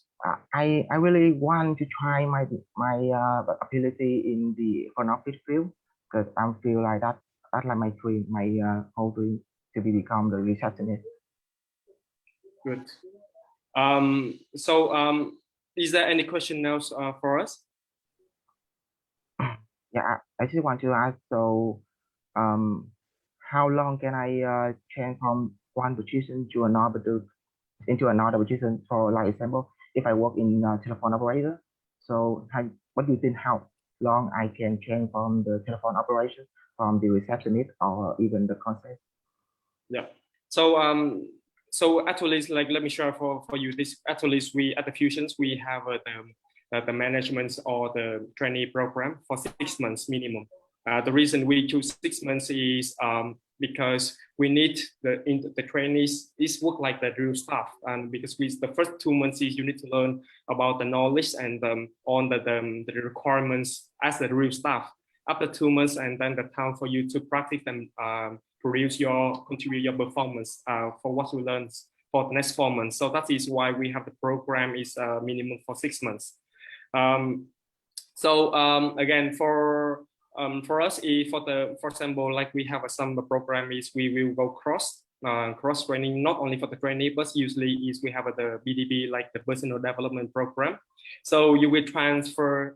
We have the conversations with your manager, your direct managers every 6 months to know what you learn and what you want to improve. Sometimes it's not about the conversation about the promotions. This is a conversation about how you can improve and develop yourself.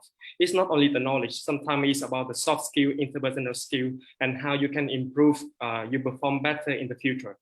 And then from your interest and your demand, and then we can allocate you to the right positions and to the right department, like what you feel like you can contribute most and to have the best performance, you are happy most.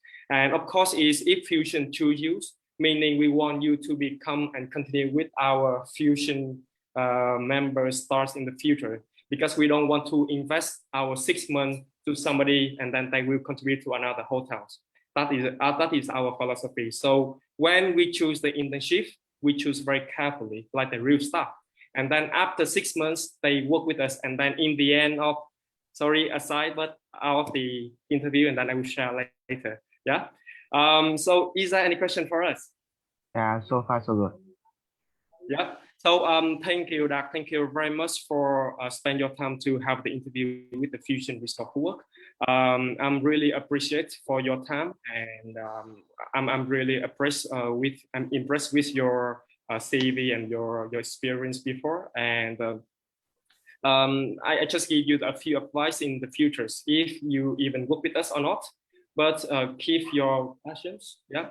So you just start your career, but so don't really focus to salary too much, because I have so many interviews, and then if you focus too much salary, you may fail. So for the first 5 years, focus on what is the company they can give for you, and then what you can contribute to the company, and try to choose the international company. So that's why like you can gain as much as knowledge you can.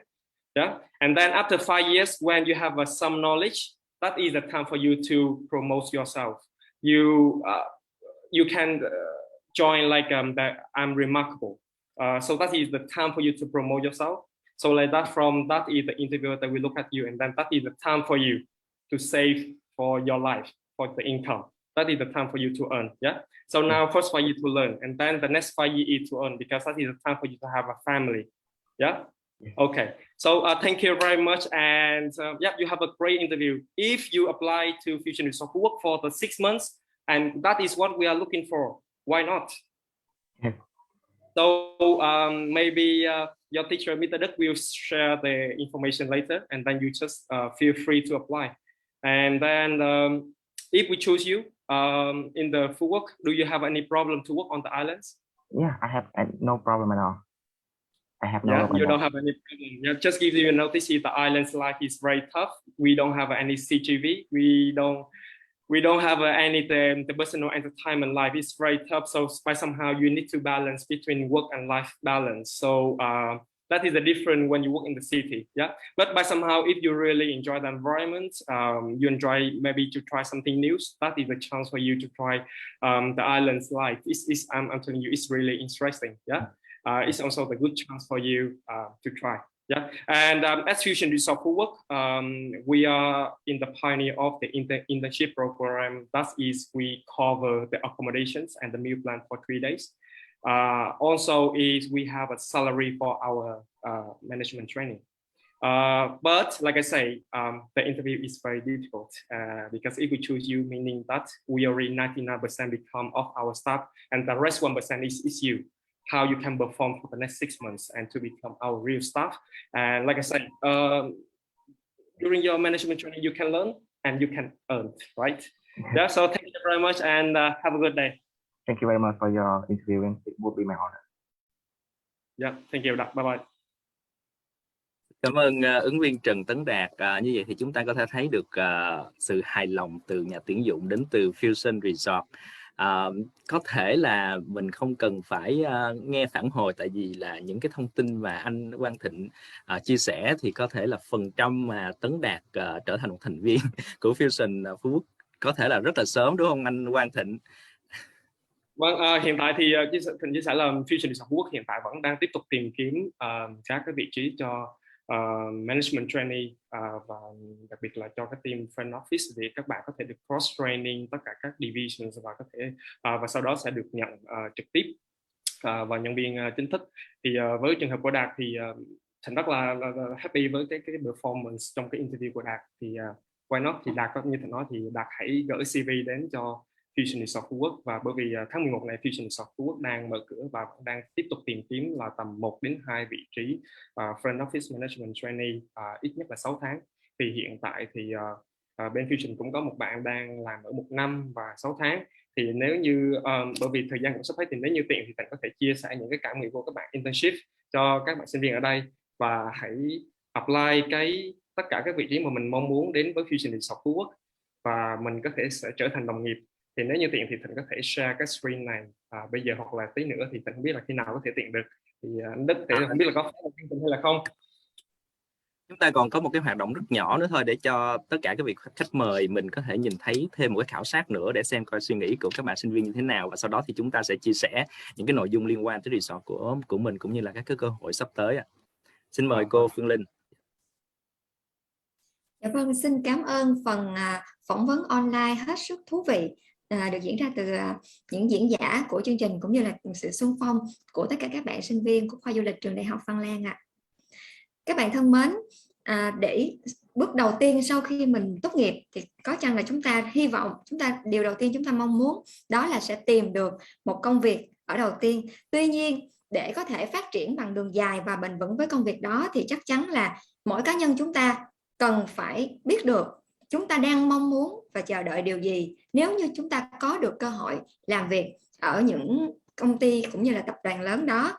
Thế thì bây giờ trên màn hình của chúng tôi sẽ hiện ra thêm một câu hỏi khảo sát cuối cùng, đó chính là bạn mong muốn điều gì để có thể cơ hội được làm việc tại các tập đoàn và khách sạn lớn? Đây cũng là một điều hết sức quan trọng nếu như chúng ta muốn phát triển sự nghiệp bằng công việc đầu tiên mà chúng ta được apply và được nhận vào. Các bạn có thể chọn 2 phương án mà các bạn đang cho là mình đang quan tâm nhiều nhất.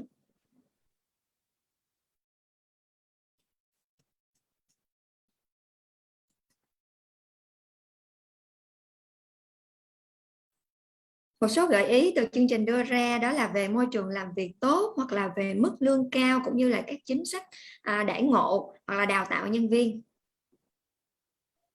Chị ơi, chọn được có một đáp án này chị ơi.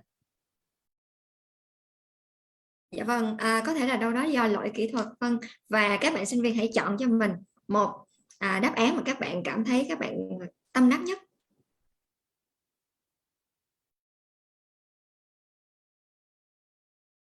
Hiện tại thì mình thấy đang có 2 đáp án được các bạn quan tâm và chọn lựa nhiều nhất. Đó chính là cơ hội thăng tiến và môi trường làm việc tốt ạ.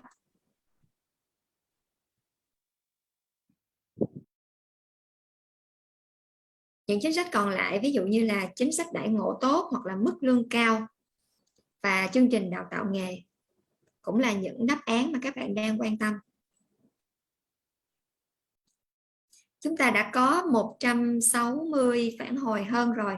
Hy vọng là tất cả các bạn còn lại hãy nhanh chóng chọn cho mình một đáp án. Và thông qua chương trình khảo sát này thì một lát nữa đây, những diễn giả của chúng ta cũng có thể là cho chúng ta thêm nhiều góc nhìn để chúng ta có thêm cái định hướng ngay từ bây giờ cho công việc tương lai.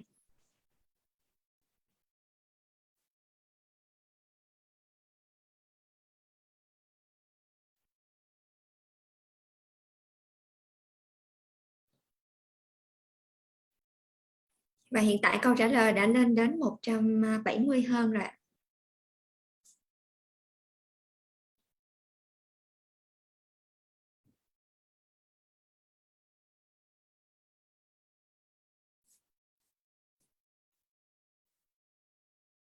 Và 2 đáp án mà các bạn đang quan tâm và lựa chọn nhiều nhất vẫn chính là môi trường làm việc tốt cũng như là cơ hội thăng tiến.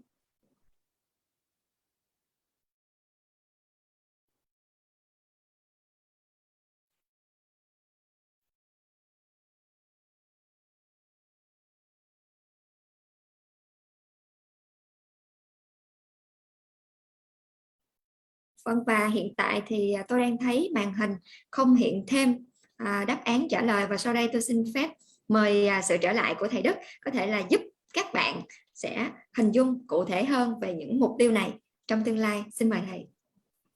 Cảm ơn cô Phương Linh ạ. Thì theo như những cái chia sẻ hay là những cái lời khuyên từ những vị khách mời thì chúng ta có thể thấy được là cái phản ứng của sinh viên là ở đây mình tập trung vào 2 cái vấn đề, đó là môi trường làm việc tốt và cơ hội thăng tiến. Các em không có đặt nhiều vấn đề về lương cao như là cách mà anh Quang Thịnh đã chia sẻ, hướng dẫn cho các em. Thì trong cái về cái kết quả khảo sát này thì xin mời anh Võ Minh Hiền có thể chia sẻ về những cái cơ hội cũng như cái môi trường học tập và làm việc thực tập tại Intercontinental Phú Quốc.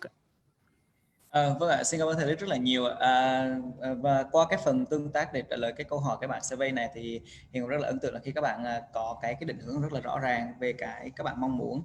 Thì thật sự là khi mà các bạn bắt đầu với một cái sự nghiệp của mình với một cái tập đoàn khách sạn lớn á, thì đó là một cái lợi thế rất là lớn và thật sự rất là may mắn đó, tại vì các bạn phải xem cân đối đó là gì giữa cái việc là mình có kinh nghiệm, mình có những cái gì. Do đó thì trước đó thì anh Thịnh có đề cập, bạn Thịnh có đề cập đến cái chuyện là mức lương hay là cái cơ hội công việc thì Hiền hoàn toàn đồng ý.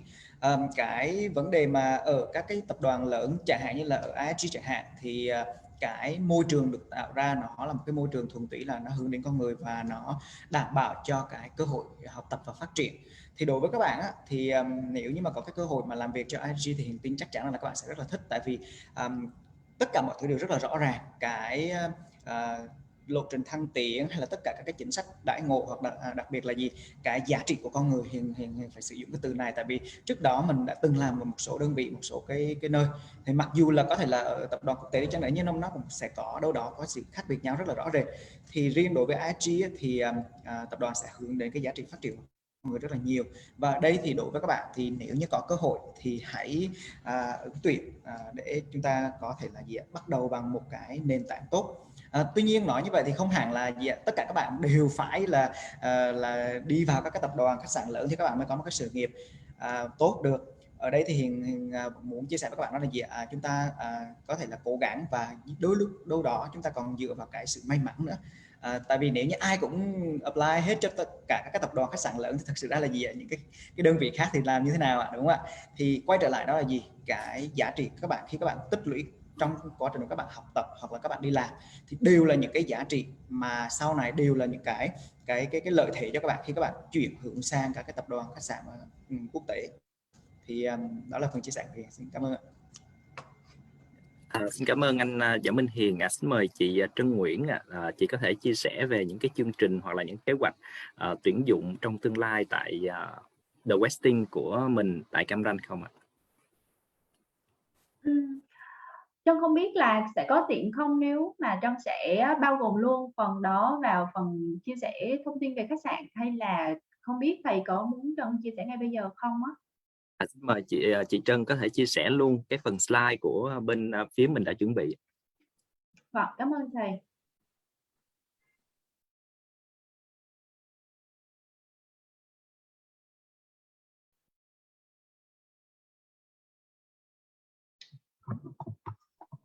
Sorry.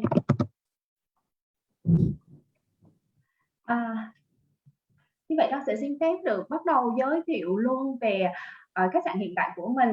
Thì hiện tại Trân là trưởng phòng nhân sự của khách sạn The Westin Resort and Spa Cam Ranh.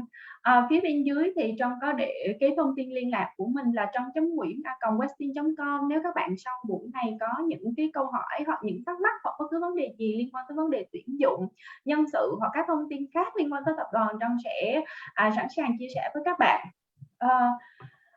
Và Trân giới thiệu một chút về thương hiệu Westin.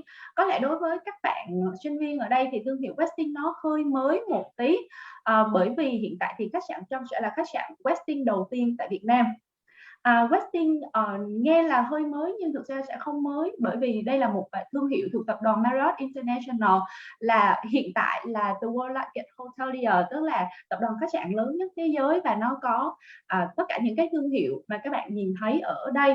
Thì đối với tất cả các thương hiệu này các bạn sẽ thấy khá là quen thuộc với JW Marriott hay là Sheraton hay Renaissance, Le Méridien là những cái khách sạn mà các bạn sẽ thấy đã có mặt tại Việt Nam. Hiện tại thì Marriott đang có 10 khách sạn đang hoạt động tại Việt Nam, ở Hà Nội, Đà Nẵng, Nha Trang, Cam Ranh, Nha Trang, Sài Gòn và Phú Quốc. Một khách sạn mới mở cũng trong thời điểm dịch là Fairview tại Bình Dương. Khách sạn và trong cái khoảng thời gian trong 5 năm tiếp theo thì Marriott đang kỳ vọng mở thêm 16 khách sạn nữa tại Việt Nam trong khoảng 5 năm thôi, để cho các bạn thấy được rằng ngành du lịch sẽ trở lại và phát triển được nhiều hơn. Tất cả cơ hội sẽ đến với các bạn nhiều hơn nếu mà các bạn bắt đầu cho sự chuẩn bị ngay bây giờ.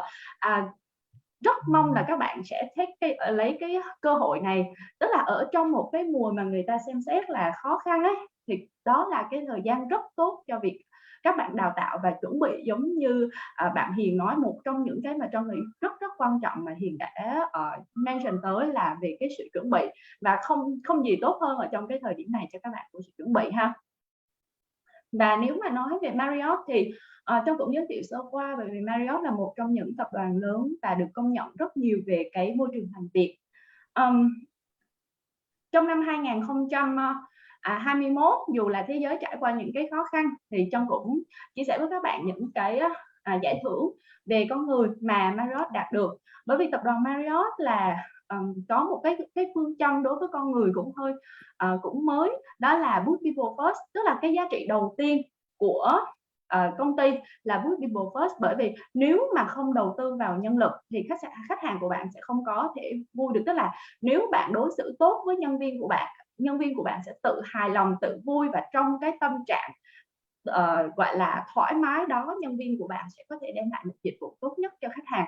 Đó là cái cách mà Marriott định hướng về cái con người, và sẽ tìm ra những cái hướng thích hợp nhất cho mỗi cá nhân, xem trọng cái sự khác biệt của mỗi các bạn, và mỗi cá nhân sẽ đem đến một dịch vụ đặc biệt, độc nhất hơn. Chia sẻ nhiều hơn về Westin. thì hiện tại châu Á Thái Bình Dương đang có 58 khách sạn Westin và dự kiến sẽ có 27 khách sạn nữa, trong đó có khách sạn Westin ở mình. Cũng có một số khách sạn dự án Westin khác ở Việt Nam, ví dụ như là Westin Hà Nội và các cho nghĩ là trước mắt ở Việt Nam thì sẽ có dự án Westin Hà Nội. Về thương hiệu, Westin là một trong những cái thương hiệu mà Trân nghĩ rất là trendy bây giờ, là thương hiệu wellness brand. Nó sẽ hơi giống với Fusion một tí, và nó rất là chú trọng tới cái cân bằng ở trong cuộc sống giữa các hoạt động khác nhau ở trong cuộc sống, eat healthy hay là vận động, tất cả những cái Trân nghĩ là rất trendy và sẽ rất là hợp với tất cả các bạn trẻ mong muốn có một cái môi trường làm việc năng động. Và cái brand hay là cái thương hiệu này nó thực sự phù hợp với mình cũng là một cái để các bạn lựa chọn. Bởi vì thực sự ở đây Trân có thể nói với các bạn rằng là Fusion hay IHG Trân có thể nói rất tốt, rất tốt, vô cùng tốt cho môi trường làm việc và rất cạnh tranh. Cam đoan với các bạn, nếu các bạn lên các bạn search các thông tin, các bạn cũng có thể thấy được điều đó. Nhưng mà tìm hiểu về brand để xem thử mình có phù hợp với cái brand đó hay không cũng là một điều các bạn nên tìm kiếm khi mà các bạn dự định tìm hiểu cho mình về cái công việc. Về Westin Resort and Spa Cam Ranh thì hiện tại dự án của bên trong vẫn đang còn ở trong giai đoạn pre-opening, tức là giai đoạn tiền khai trương, và dự kiến sẽ khai trương vào mùa hè năm 2022. Tức là hiện tại thì các đội ngũ lãnh đạo đã sẵn sàng và bước vào công việc.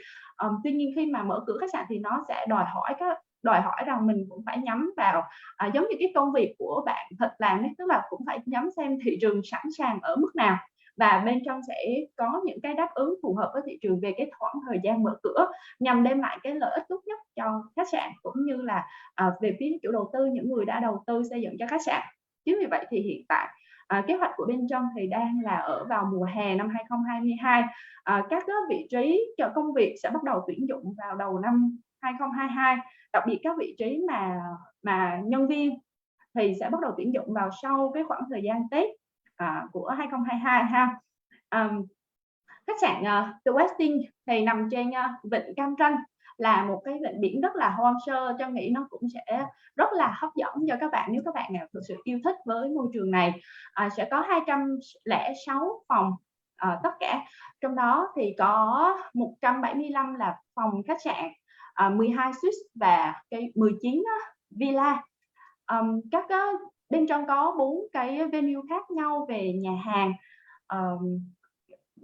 hàng, với các concept khác nhau phù hợp với lại là khách sạn, cũng như là nó sẽ mang đến những cái giống như thương hiệu của mình, tức là những cái ẩm thực của Việt Nam hoặc là ẩm thực của thế giới, một sự pha trộn và cũng như là có một sự balance ở trong ẩm thực. Về eat healthy là một trong những cái mà định hướng tới của thương hiệu. Cùng với đó thì cũng không khác các khách sạn khác. Westin Cam Ranh thì ở Cam Ranh nó sẽ không có quá xa thành phố, chính vì vậy khách sạn cũng định hướng tới những cái không gian hội họp và phù hợp với tất cả các doanh nghiệp cho nhân viên outing hoặc là hội họp nữa. Chính vì vậy bên trong cũng có phát triển những cái facility về meeting, các ballroom không quá lớn nhưng phù hợp với các công ty cho nhân viên trong việc hội họp, và wedding trên bãi biển cũng là một cái function mà bên trong đang hướng tới. Những cái function khác thì nó cũng khá giống với các khách sạn.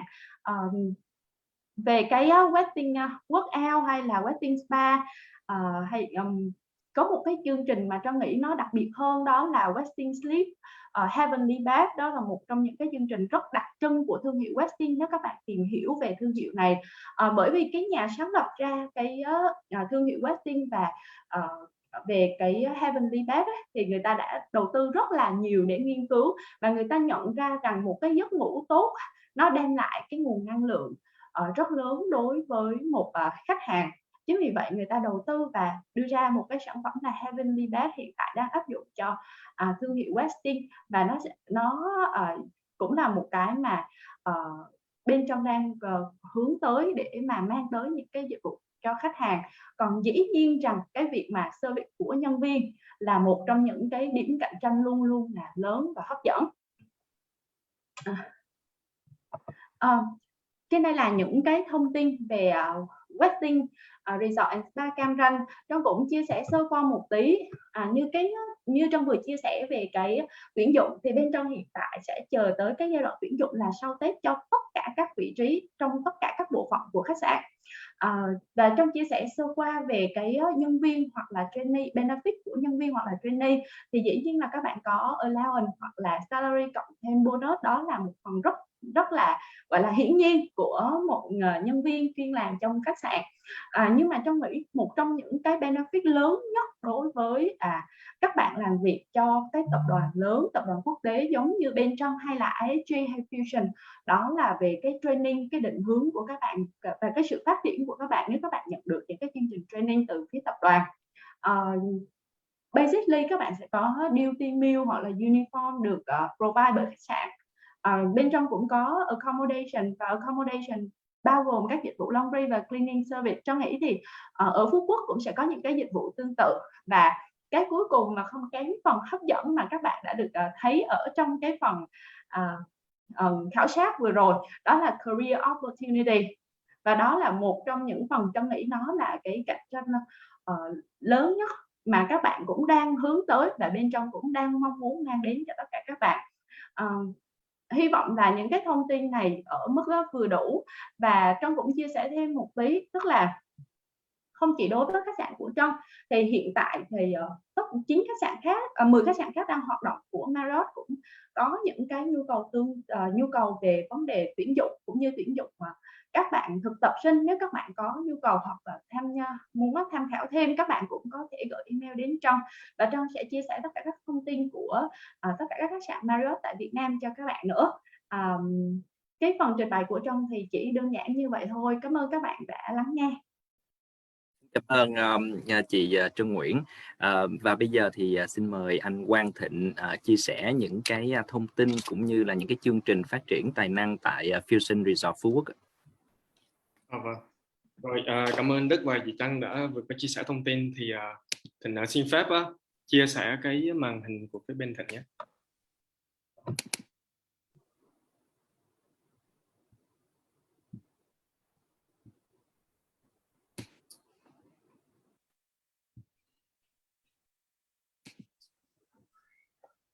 Và mọi người đã thấy cái màn hình chia sẻ của Thịnh rồi đúng không? Mời anh Thịnh. Rồi thì Thịnh xin giới thiệu sơ về rất là nhanh thôi về cái thương hiệu của Fusion. Thì cũng rất là cảm ơn cái lời mời của anh Đức đã có giúp Thịnh có một cơ hội của ngày hôm nay để mà giúp các bạn gần hơn với cái thương hiệu của Fusion Resort Phú Quốc. Và rất là hy vọng thì là như Thịnh nói từ ban đầu thì là các bạn sẽ có hiểu rõ hơn về cái định hướng nghề nghiệp của mình. Thì dù có làm cho Fusion Resort Phú Quốc hay không, nhưng mà at least là các bạn đã có được một cái điểm nhìn sáng hơn về những gì mình sẽ làm sắp tới. Và hy vọng thì là trong vòng 5 tới 10 năm sau thì các bạn sẽ là những cái thế hệ của ngành hospitality của Việt Nam nói riêng và trong cái ngành của toàn cầu nói chung. Thì là Thịnh rất là hy vọng là cái Gen Z là cái thế hệ mà Thịnh rất là ấn tượng. Và mọi người có thể thấy là có rất là ít các tổng quản lý là người Việt Nam. Mà vì sao các bạn không có thể nhìn lại là vì sao Thái Lan có thể làm được thì Việt Nam mình không thể làm được, đúng không? Thì hy vọng thì các bạn chính là những cái thế hệ mà tiếp theo để mà các bạn có đầy đủ tất cả các cái yếu tố để mà giúp cho cái ngành hospitality cũng như cái ngành khách sạn của mình nó trở nên rực rỡ hơn và có thể là tiến xa hơn ra cái khu vực Đông Nam Á của mình và trên thế giới như những gì Thái Lan nó đã làm. Và hy vọng mình sẽ làm được cái điều đấy. Và các bạn đã bỏ thời gian của ngày hôm nay rồi thì hy vọng các bạn sẽ học được một cái gì đấy. Và bây giờ thì nơi các bạn sẽ tỏa sáng và các bạn sẽ biết được nhiều hơn, gần hơn về Fusion cũng như là các thương hiệu như Marriott và IHG. Thì Thịnh sẽ đi nhanh về cái thương hiệu về Fusion để các bạn hiểu rõ hơn. Thì Fusion thì là một cái thương hiệu tiên phong về cái trị liệu spa, và một vài thương hiệu như là Fusion Resort thì là sẽ đã bao gồm spa trong cái giá phòng luôn rồi. Thì Thịnh sẽ đi nhanh về cái story cũng như là cái dịch vụ về con người và về giá trị cốt lõi của các thương hiệu của Fusion. Thì Fusion đã được sáng lập từ năm 2008 và năm 2013, cuối năm 2013 là cái năm mà Thịnh đã bắt đầu với cái thương hiệu của Fusion này. Thì hiện tại thì Fusion đã có sự đầu tư của bên Warburg Pincus là tập đoàn về investment hàng đầu thế giới, và Vina Capital thì đã thành lập ra tập đoàn Logis. Thì Logis đang sở hữu thương hiệu Fusion này, sở hữu Metropole Hà Nội, Raffles của Cambodia và một vài properties đang ở rất là nổi trội ở Hồ Tràm cũng như là ở Vũng Tàu. Và Fusion thì là thương hiệu tiên phong về kể cả về đầu tư, về concept, về thiết kế và cũng như là về phát triển dự án cũng như là về ban quản lý. Và về cái thương hiệu Fusion nói riêng thì các bạn có thể thấy là cái logo con chim này thì nó sẽ mang đến một cái sự tiên phong về nghỉ dưỡng, đó chính là sự yên bình trong tâm hồn. Và những người khách họ đang mong đợi một cái trải nghiệm ở Fusion, đó chính là họ đang đi du lịch và giống như là họ đang muốn thoát ra khỏi những cái thế giới ồn ào trong cuộc sống hàng ngày, và họ tìm thấy cái sự yên bình về cái wellness, về cái đó là một cái xu hướng sắp tới, có nghĩa là ai cũng đang quan tâm về cái sức khỏe của mình và họ muốn có nhiều trải nghiệm hơn để tìm cái sự yên bình và cũng như là giúp cho mình hồi phục sức khỏe cũng như là về recovery để mà mình sẽ trở lại cái công việc của mình và tràn đầy năng lượng hơn. Và cái thương hiệu Fusion thì đó chính là một cái sự hài hòa giữa các cái về cái địa điểm. Thì ví dụ như Fusion Resort thì sẽ có những cái vị trí rất là đắc địa về du lịch cũng như là về nghỉ dưỡng. Và về cái thiết kế thì là cái không gian sống rất là rộng rãi và sẽ giúp cho cái người khách đấy đến họ không có một cảm giác là đang đến tại khách sạn, và như Thịnh nói ngay từ ban đầu, đó chính là giống như đang đến với cái ngôi nhà của mình. Và cái điều đặc biệt nhất đó chính là cái triết lý bao gồm tất cả các cái trị liệu spa và wellness. Về cái triết lý này sẽ mang gần đến với khách hàng của mình hơn, để cho khách hàng được trải nghiệm hàng ngày các hoạt động thể dục thể thao để mà cải thiện cái sức khỏe của mình. Và sau khi cái kỳ nghỉ của khách thì khách sẽ có tràn đầy năng lượng, giống như là refill lại đó, để mà khách có thể quay lại công việc hàng ngày của mình một cách tốt hơn. Và cái đặc biệt nổi trội nhất của Fusion đó chính là cái breakfast anytime anywhere, có nghĩa là ăn sáng mọi lúc mọi nơi. Có nghĩa là với Fusion thì mình sẽ không có những cái policy cứng nhắc làm cho khách họ cảm thấy mệt mỏi. Ví dụ như là các khách sạn khác họ phải ăn sáng từ 6:30 tới 10:30. Với Fusion khách muốn ăn sáng lúc nào cũng được hết, và khách muốn ăn sáng bất kỳ nơi đâu. Có thể là ví dụ như ngày hôm nay khách gọi cho Fusionista nói là khách không muốn đi ra nhà hàng, khách muốn ăn tại hồ bơi thì Fusion sẽ phục vụ tại hồ bơi. Khách muốn ăn tại bãi biển thì Fusion sẽ phục vụ tại bãi biển. Ngày hôm đó khách mệt mỏi chỉ muốn ăn vào lúc 2 giờ chiều thì Fusion sẽ thiết kế cái đồ ăn cho khách hàng của mình lúc 2 giờ chiều. Thì đó chính là cái concept rất là đặc biệt là breakfast anytime anywhere, và cũng rất là healthy, đầy đủ dinh dưỡng để mà nạp đầy năng lượng cho khách để bắt đầu một ngày, bởi vì cái bữa sáng thì rất là quan trọng.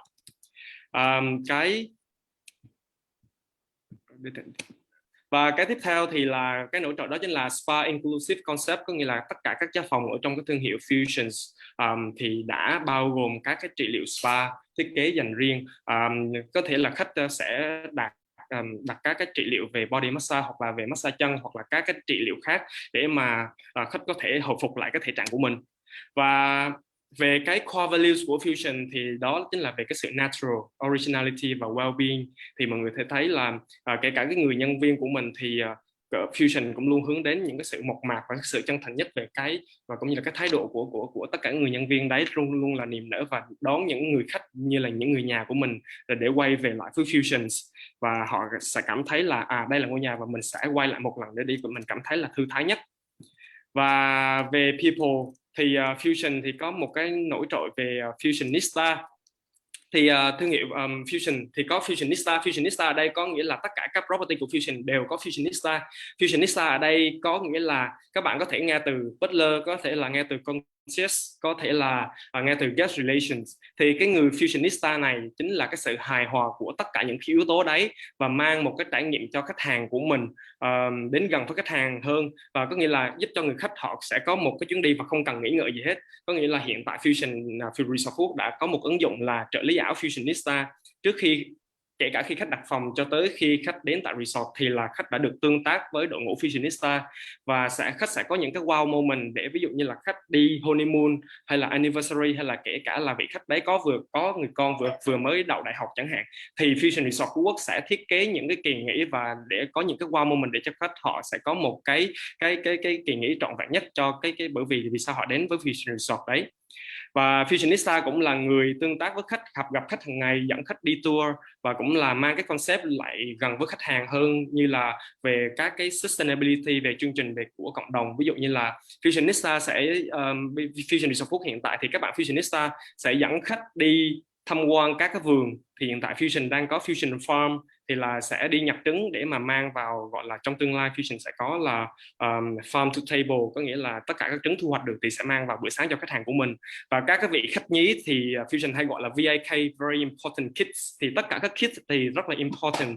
Thì Fusion sẽ, các bạn Fusionista sẽ giúp các bạn trẻ, bạn nhỏ đấy sẽ đi trồng cây, phải được đặt tên các loài cây theo tên của mình, cũng như là cho tới giờ cho đi thỏ ăn, cho gà ăn, cũng như là cho dê ăn, các cái động vật đấy. Và các bạn sẽ được học về các cái kiến thức về sustainability, về vì sao phải giảm thiểu chất thải, cũng như là về chất nhựa, đặc biệt là plastic.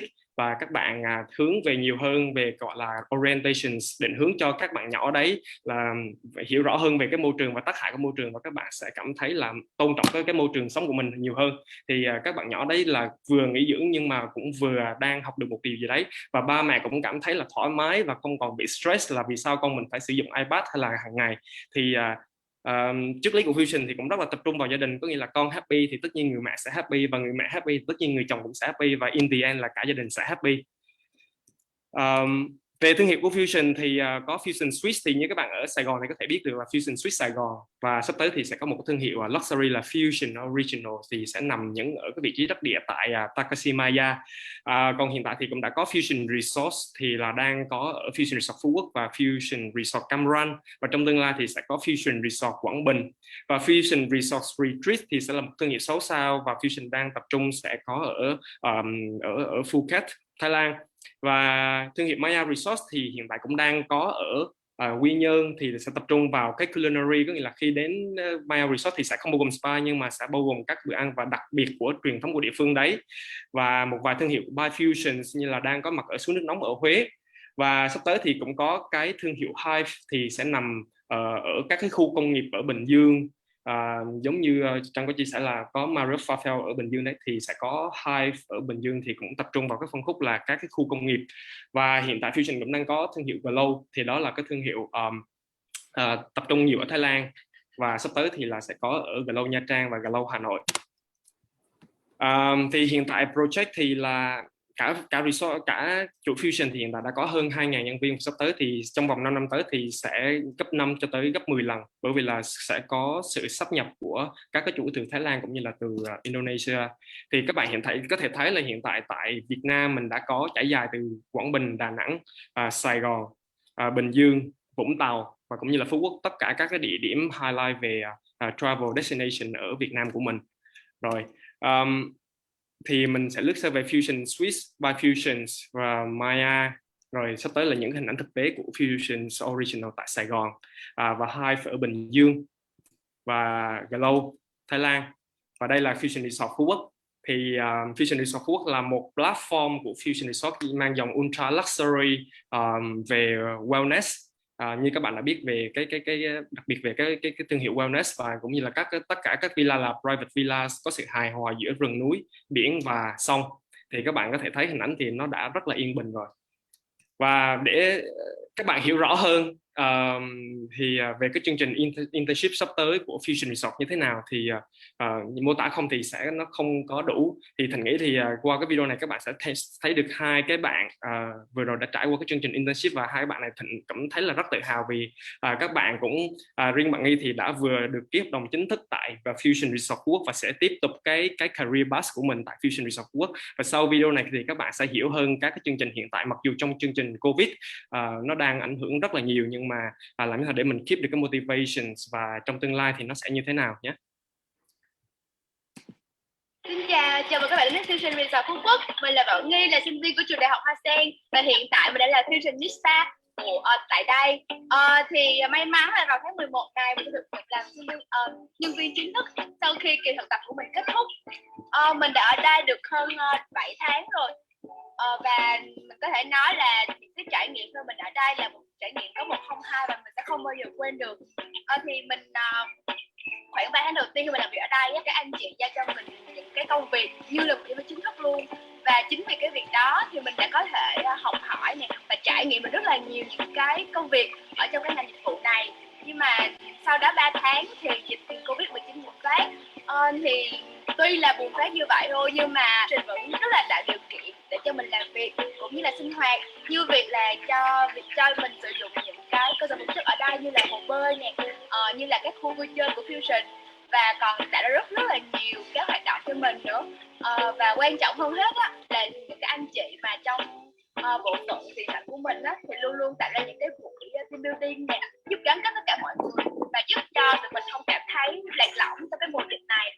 Và mình thực sự á, hy vọng là có thể có nhiều bạn sinh viên hơn nữa có thể có cơ hội làm việc chính thức tại Fusion, một cái môi trường rất là tốt, rất là năng động và luôn luôn đặt con người làm trung tâm. Chào mọi người, chào mừng mọi người đến với Fusion Resort Phú Quốc. Mình là Khoa, sinh viên từ tốt nghiệp tại Bartel Madrid, Tây Ban Nha. Hiện tại mình đang thực tập tại vị trí Management Trainee tại Fusion Resort Phú Quốc được đã 4 tháng. Khi mình vào đây thì dịch Covid-19 bùng phát trở lại, cho nên mình chưa có cơ hội để cọ sát thực tế nhiều tại nơi đây.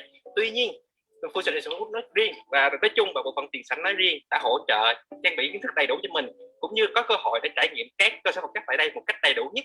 Mình tin rằng đây là một cơ hội quý giá để chuẩn bị cho sự trở lại đây mạnh mẽ của ngành du lịch.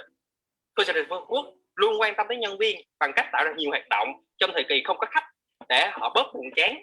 Vì Fusion Resort Phú Quốc tin rằng con người là giá trị cốt lõi để sự phát triển thịnh vượng trong tương lai.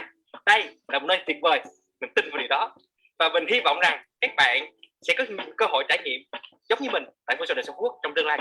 Cảm ơn. Hy vọng được gặp các bạn tại Fusion Resort Phú Quốc.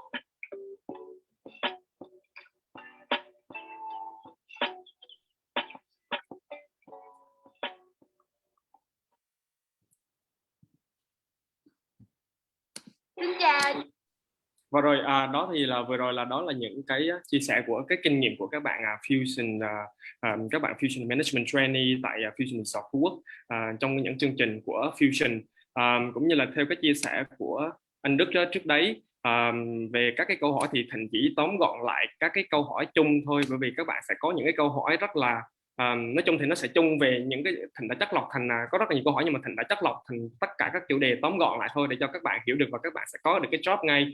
Thì về cái cơ hội việc làm thì là về cái Covid-19 thì các bạn hãy cứ sẵn sàng là sau tháng 11 này thì là nó sẽ trỗi dậy rất là mạnh mẽ và hơn bao giờ hết từ đây cho tới năm 2022, và các bạn có thể ready với cái việc là hãy hy sinh cái Tết đầu tiên của mình để mà apply ngay và luôn cho những cái destination mà họ đã bắt đầu opening để các bạn học và đang reopening, hoặc là các dự án mà đang chuẩn bị mở cửa đấy. Thì đó là về cái cơ hội việc làm, nên đừng có quá lo lắng về Covid. Tất cả các ngành đều có cái nút trầm của mình, và đặc biệt ví dụ như ngành ngân hàng thì năm 2008 thì cứ coi như ngành khách sạn của mình là năm 2020-2021, và năm 2022 thì nó sẽ trở lại rất là mạnh mẽ, và mọi người có thể thấy là có rất là nhiều dự án vẫn tiếp tục đang mở cửa. Thì đó có nghĩa là tất cả các nhà đầu tư hoặc là tất cả về cái xu hướng du lịch thì là nó sẽ không bao giờ vơi đi, bởi vì là du lịch sẽ là đó là một cái nhu cầu thiết yếu trong cuộc sống để là giúp cho họ cảm thấy là recovery lại sau những ngày làm việc, nên nó sẽ không bao giờ mất đi cả và nó sẽ trỗi dậy mạnh mẽ hơn. Các bạn nên hoàn toàn nên đi ra đảo làm hoặc là những cái nơi xa để các bạn có nhiều trải nghiệm hơn. Nói chung là không nên làm tại gần nhà mình, gần ba mẹ thì các bạn cũng sẽ không có học được nhiều thứ đâu, mà các bạn phải nên đi ra ngoài để học được nhiều thứ. Về kỹ năng thì nó sẽ có rất là nhiều yếu tố, và các bạn nên tập trung về cái kỹ năng về interpersonal skills, và để các bạn có thể giúp chủ động cho các bạn trong cái công việc hàng ngày sắp tới, kể cả một cái level nhân viên. Nhưng mà như Thực nói đấy, thì interpersonal skill thì sẽ là một cái package về cái soft skill mà nó đòi hỏi tất cả các bạn muốn được phát triển trong tất cả ngành nghề đều phải có. Rồi, và về cái ngoại ngữ thì chắc chắn đó là một cái yếu tố để là đủ để mà các bạn thành công rồi. Còn về cái câu hỏi khác như là về thực tập thì các bạn nên đi thực tập ngay từ năm nhất, và các bạn nên đi thực tập từ ít nhất là 6 tháng nếu như chương trình của trường có tạo điều kiện, và đi thực tập càng nhiều càng tốt. Và các bạn như Thịnh nói là không có quan tâm quá nhiều về lương trong 5 năm đầu, và 5 năm tiếp theo đó là cái thời gian để cho các bạn điêu lương, nên các bạn không nên quá tập trung nhiều về cái yếu tố đấy. Và cuối cùng là về kinh nghiệm thì sẽ không cần kinh nghiệm gì hết, chủ yếu là cái thái độ của các bạn thôi. Và như những gì Thịnh đã chia sẻ thì nếu như các bạn mang những hành trang đấy thì Thịnh chắc chắn rằng các bạn sẽ có công việc trong cái ngành hospitality của mình. Và đặc biệt là luôn nhắc là phải có đam mê. Đam mê ở đây có nghĩa là mình phải luôn luôn làm cho những người đồng nghiệp của mình happy. Làm cho thứ nhất là mình làm cho đồng nghiệp của mình happy trước khi mình làm cho những người khách của mình happy. và sau đấy chính là những người khách của mình, bởi vì chính người khách của mình là những người in the end, đó là những người trả lương cho mình, đúng không? Thì hiện tại không có khách thì tất nhiên là ai cũng bị cắt giảm lương hết, nhưng mà khi có khách trở lại rồi thì mình sẽ có lương trở lại thôi. Và các bạn phải luôn luôn nhớ là phải làm sao đó để người khách đó họ cảm thấy là có một cái kỳ nghỉ trọn vẹn nhất, và các bạn phải làm bằng tất cả các đam mê bằng mọi cách để cho người khách đó họ hài lòng nhất có thể. Từ cái mục đích của chuyến đi, bằng cái sự tinh tế của mình, thì mình sẽ làm giúp cho cái người khách đó họ sẽ có một cái kỳ nghỉ trọn vẹn hơn, và họ sẽ quay lại với cái thương hiệu đấy và cái công ty đấy của mình. Thì với cái sự đam mê đấy thì chắc chắn thì trong vòng 5 năm thì các bạn sẽ có được cái thành công nhất định trong tương lai. Rồi thì đó là những cái lời chia sẻ và lời khuyên mà dành cho các bạn của trường Đại học Văn Lang. Mình xin cảm ơn. Xin cảm ơn anh Quang Thịnh rất là nhiều về những cái thông tin thực tập, cũng như là hai cái nhân vật mình có thể gọi là nhân chứng sống rất là thực tế tại Fusion hiện nay. Và ngoài ra thì có thể là các bạn sinh viên sẽ có một số câu hỏi đang rất tò mò về Fusion ở một chat, thì nếu được thì anh Thịnh có thể xem ở một chat để xem coi là các bạn có những vấn đề băn khoăn gì. Và bây giờ xin mời anh Minh Hiền chia sẻ các cái chương trình thực tập tại Intercontinental Phú Quốc. Vâng, xin cảm ơn anh Đức và xin được phép quay trở lại với tất cả các anh chị và các bạn với một số cái thông tin liên quan đến Intercontinental Phú Quốc Long Beach Resort. Thì thật sự là xin thưa với các bạn thế này, thì nếu mà để giới thiệu đầy đủ về tập đoàn IHG cũng như là thương hiệu Intercontinental thì thông thường thì tụi Hiền sẽ mất tầm 1 ngày đến 2 ngày, và Hiền tin chắc chắn là nhiều bạn trong số đây sẽ không có nhiều thời gian như vậy để chúng ta đi qua rất là nhiều nội dung, đúng không? Cho nên theo đó thì cho phép Hiền được tóm gọn những cái nội dung mà nó cốt yếu nhất và tập trung nhất liên quan đến các bạn. Thì lần đầu tiên cho phép Hiền được một lần nữa gửi lời cảm ơn đến quý thầy cô của trường Đại học Văn Lang, và đặc biệt là anh Đức đã tạo cho Hiền một cái cơ hội như thế này để đem Intercontinental Phú Quốc Long Beach Resort gần hơn đến với các bạn sinh viên đại học trường Văn Lang. Và đầu tiên thì Intercontinental Long Beach Phú Quốc thì nó cũng là một trong những cái thương hiệu, là một trong những cái khách sạn khu nghỉ dưỡng thuộc tập đoàn IHG. Và như các bạn đang được quan sát trên màn hình thì tập đoàn IHG là một trong những tập đoàn về quản lý và điều hành khách sạn lớn nhất ở toàn cầu, với sự hiện diện hiện tại là tầm 6.031 khách sạn đã mở cửa, và trong số đó thì còn có một số cái khách sạn chưa được liệt kê vào đây là đang trong quá trình khai trương hoặc tiền khai trương. Và khu vực phân bố của các khách sạn khu nghỉ dưỡng của tập đoàn IHG nó phân bố ra làm 3 khu vực chính, là khu vực châu Mỹ, khu vực châu Âu, châu Á, châu Phi và châu Á và Đông Nam Á, và đặc biệt là có nguyên một cái khu vực dành cho Trung Quốc, Trung Hoa. Đối với thương hiệu Intercontinental thì nó là một trong những cái thương hiệu có giá trị đặc biệt về lịch sử và về vai trò trong tập đoàn IHG hiện tại. Với hiện tại thì con số là theo cập nhật là 205 khu nghỉ dưỡng và khách sạn thuộc brand, thuộc thương hiệu Intercontinental. Cách đây hơn 80 năm thì thương hiệu Intercontinental được ra đời, được sáng lập bởi One Trip, là một cái nhà lãnh đạo và điều hành hãng hàng không Pan Am American Airways tại thời điểm năm 1946. Cái xuất phát điểm của Intercontinental ra đời đó là để nhắm đến phục vụ cho nhóm khách thượng lưu, và trải qua nhiều thập niên từ năm 1950 đến bây giờ thì Intercontinental, cái thương hiệu, luôn là cái sự lựa chọn hàng đầu của những cái sự kiện thể thao, văn hóa, chính trị, kinh tế lớn nhất của thế giới.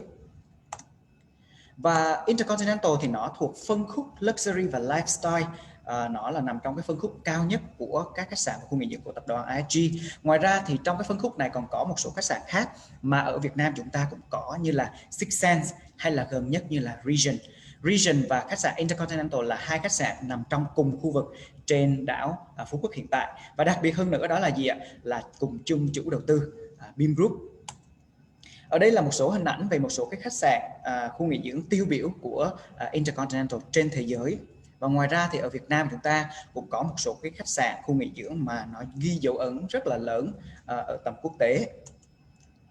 Ở Việt Nam hiện tại thì có một số khu nghỉ dưỡng và khách sạn mà xin được giới thiệu từ Bắc vào Nam như trên slide các anh chị đang thấy. Và đặc biệt là ở khu vực miền Nam thì chúng ta có Intercontinental Phú Quốc Long Beach Resort. Cùng chung tập đoàn IHG, tuy nhiên một số khách sạn hiện tại vẫn chưa được liệt kê vào đây, ví dụ như là Regent hay là Crown Plaza, tại vì các đơn vị ấy đang trong cái giai đoạn tiền khai trương. Và theo như dự báo thì trong thời gian tới đây, hệ thống khách sạn và khu nghỉ dưỡng tại IHG sẽ được mở rộng thêm và cái con số lên tới tận là 20 khách sạn và khu nghỉ dưỡng. Do đó thì đồng nghĩa với cái việc là gì? Nó cam kết cái cơ hội công việc, việc làm cho rất nhiều các anh chị em ở trong ngành cũng như là các bạn sinh viên.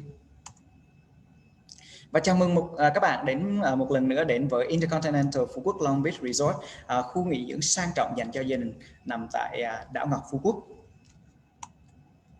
Với Intercontinental, đây là sự kết hợp giữa IHG và Beam Group, và cái giá trị mà của tập đoàn Beam mang lại đó chính là gì? Nó hòa quyện với cái giá trị của tập đoàn IHG khi xem con người là giá trị trung tâm.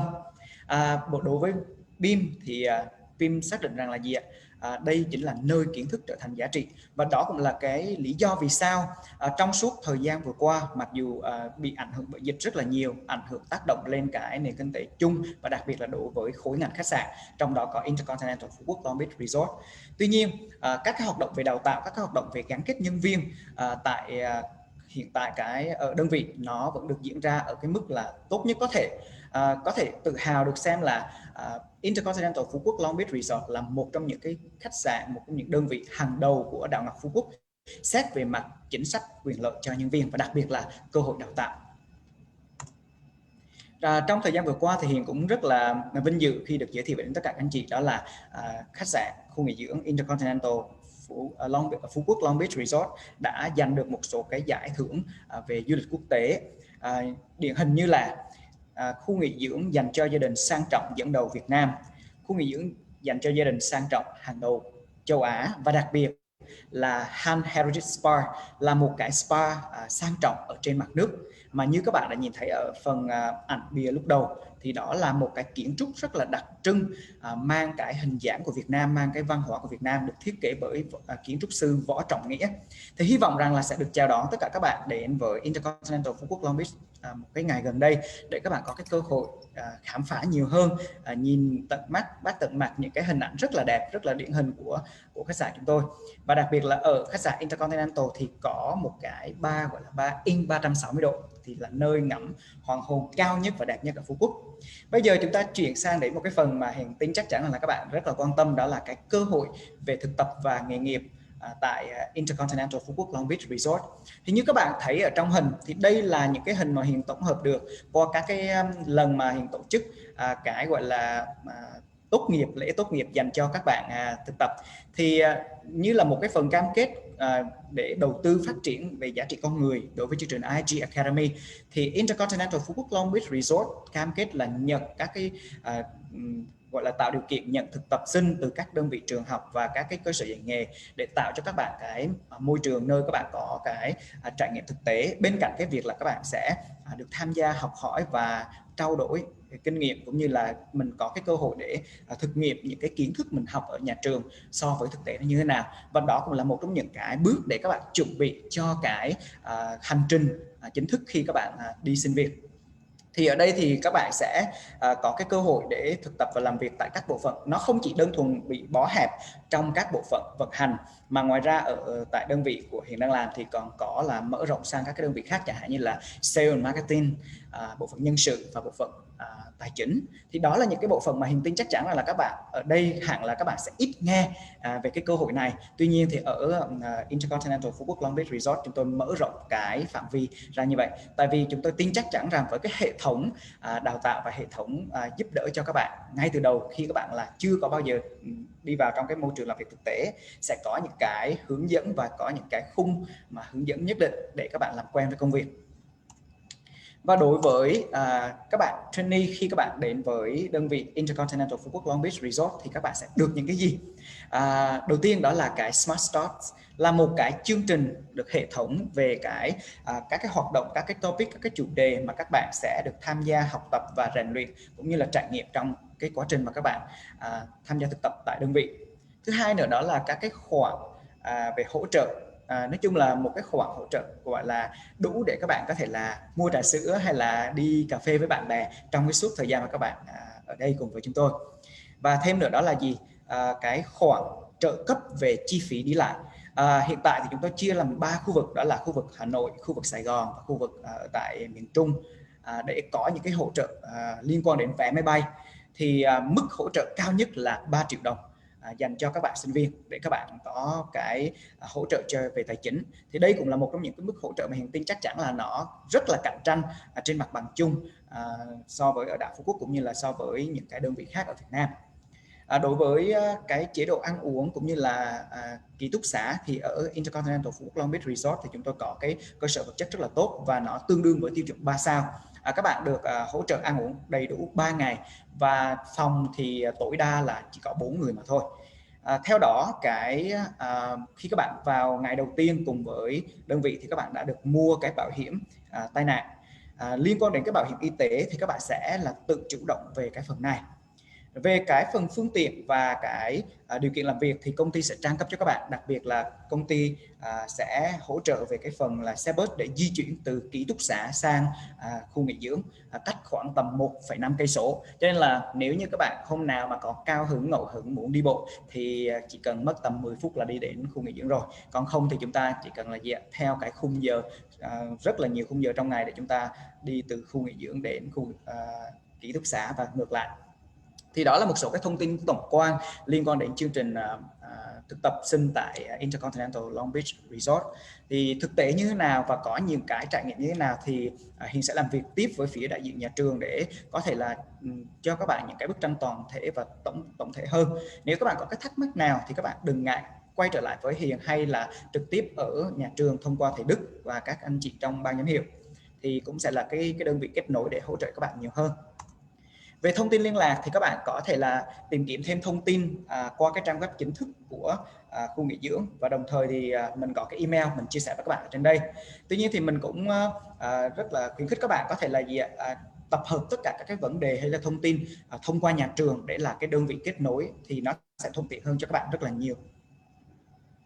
Và cuối cùng thì trước khi mà kết thúc cái phần này thì muốn gửi một cái lời cảm ơn đến tất cả các anh chị, và đặc biệt là xin mời tất cả các bạn, các anh chị, các thầy cô trong phía ban giám hiệu của trường Đại học Văn Lang xin hẹn mọi người có một cái cơ hội gặp nhau ở Phú Quốc để chúng ta vừa tham quan tại đơn vị, nhưng mà bên cạnh đó cũng có một cái kỳ nghỉ dưỡng rất là thú vị tại Phú Quốc. Và ngay sau đây thì xin gửi đến mọi người một chút gì đó không khí của Phú Quốc thông qua một cái đoạn video clip ngắn giới thiệu về dịch vụ của Intercontinental Phú Quốc Long Beach Resort.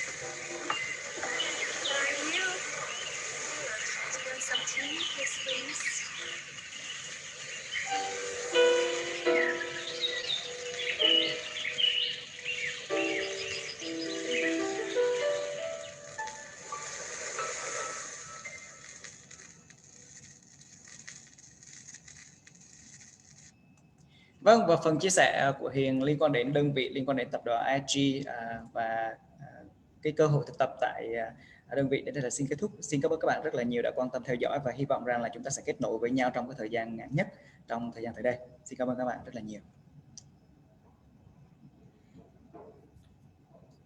Xin trân trọng cảm ơn những lời chia sẻ hết sức bổ ích của quý khách mời, cũng như là các sự quan tâm đặt câu hỏi của tất cả các bạn sinh viên. Tuy nhiên vì thời lượng của chương trình có hạn, cho nên là chúng tôi, đại diện ban tổ chức, rất hy vọng là có thể tổng hợp tất cả những cái câu hỏi còn lại của các bạn và gửi đến câu trả lời đến cho các bạn sau nhé.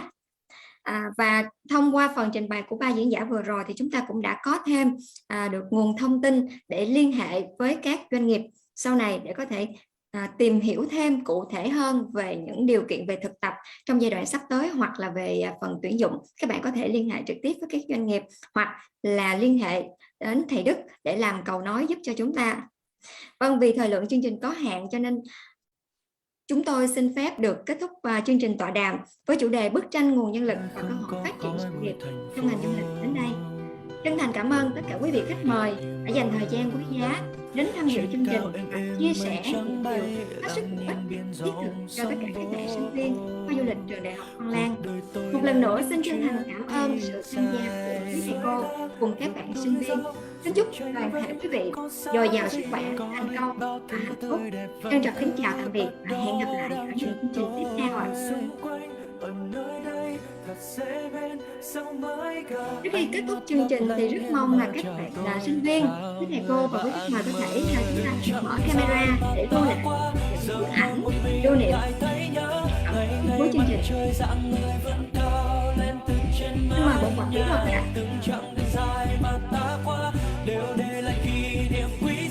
Dạ rồi, em mời quý thầy cô, quý vị mời các bạn sinh viên cao lên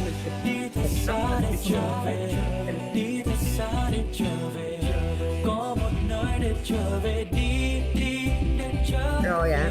Bây giờ mình làm kiểu cute nha, em đếm 1, 2, 3 thì mình bắn tim với nhau nha. 1,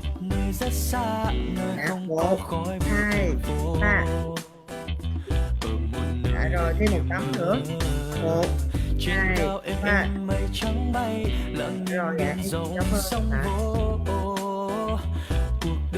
Vâng, xin cảm ơn quý vị khách mời rất là nhiều. Cảm ơn tất cả các bạn sinh viên đã dành thời gian cuối tuần tham dự ngày hôm nay.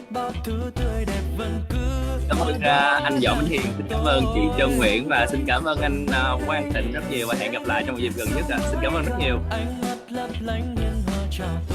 Chào người bạn ơi, chẳng đến dài mà ta qua, giờ ngồi một mình lại thấy nhớ ngày ngày mặt trời dạng người vươn cao lên từ trên mái nhà. Từng chặng đường dài mà ta qua đều để lại kỷ niệm quý giá, để lại một điều rằng càng đi xa ta càng thêm nhớ nhà. Đi thật xa để trở về, đi thật xa để trở về, có một nơi để trở về. Cuộc đời thật đẹp khi được đi muôn nơi xa xôi rộng lớn, nhưng ta vẫn có nơi để trở về sau mỗi chuyến đi. Điều kỳ diệu là con người ta đi xa hơn để trưởng thành hơn, không quên mang theo bên cạnh hành trang nỗi nhớ gia đình.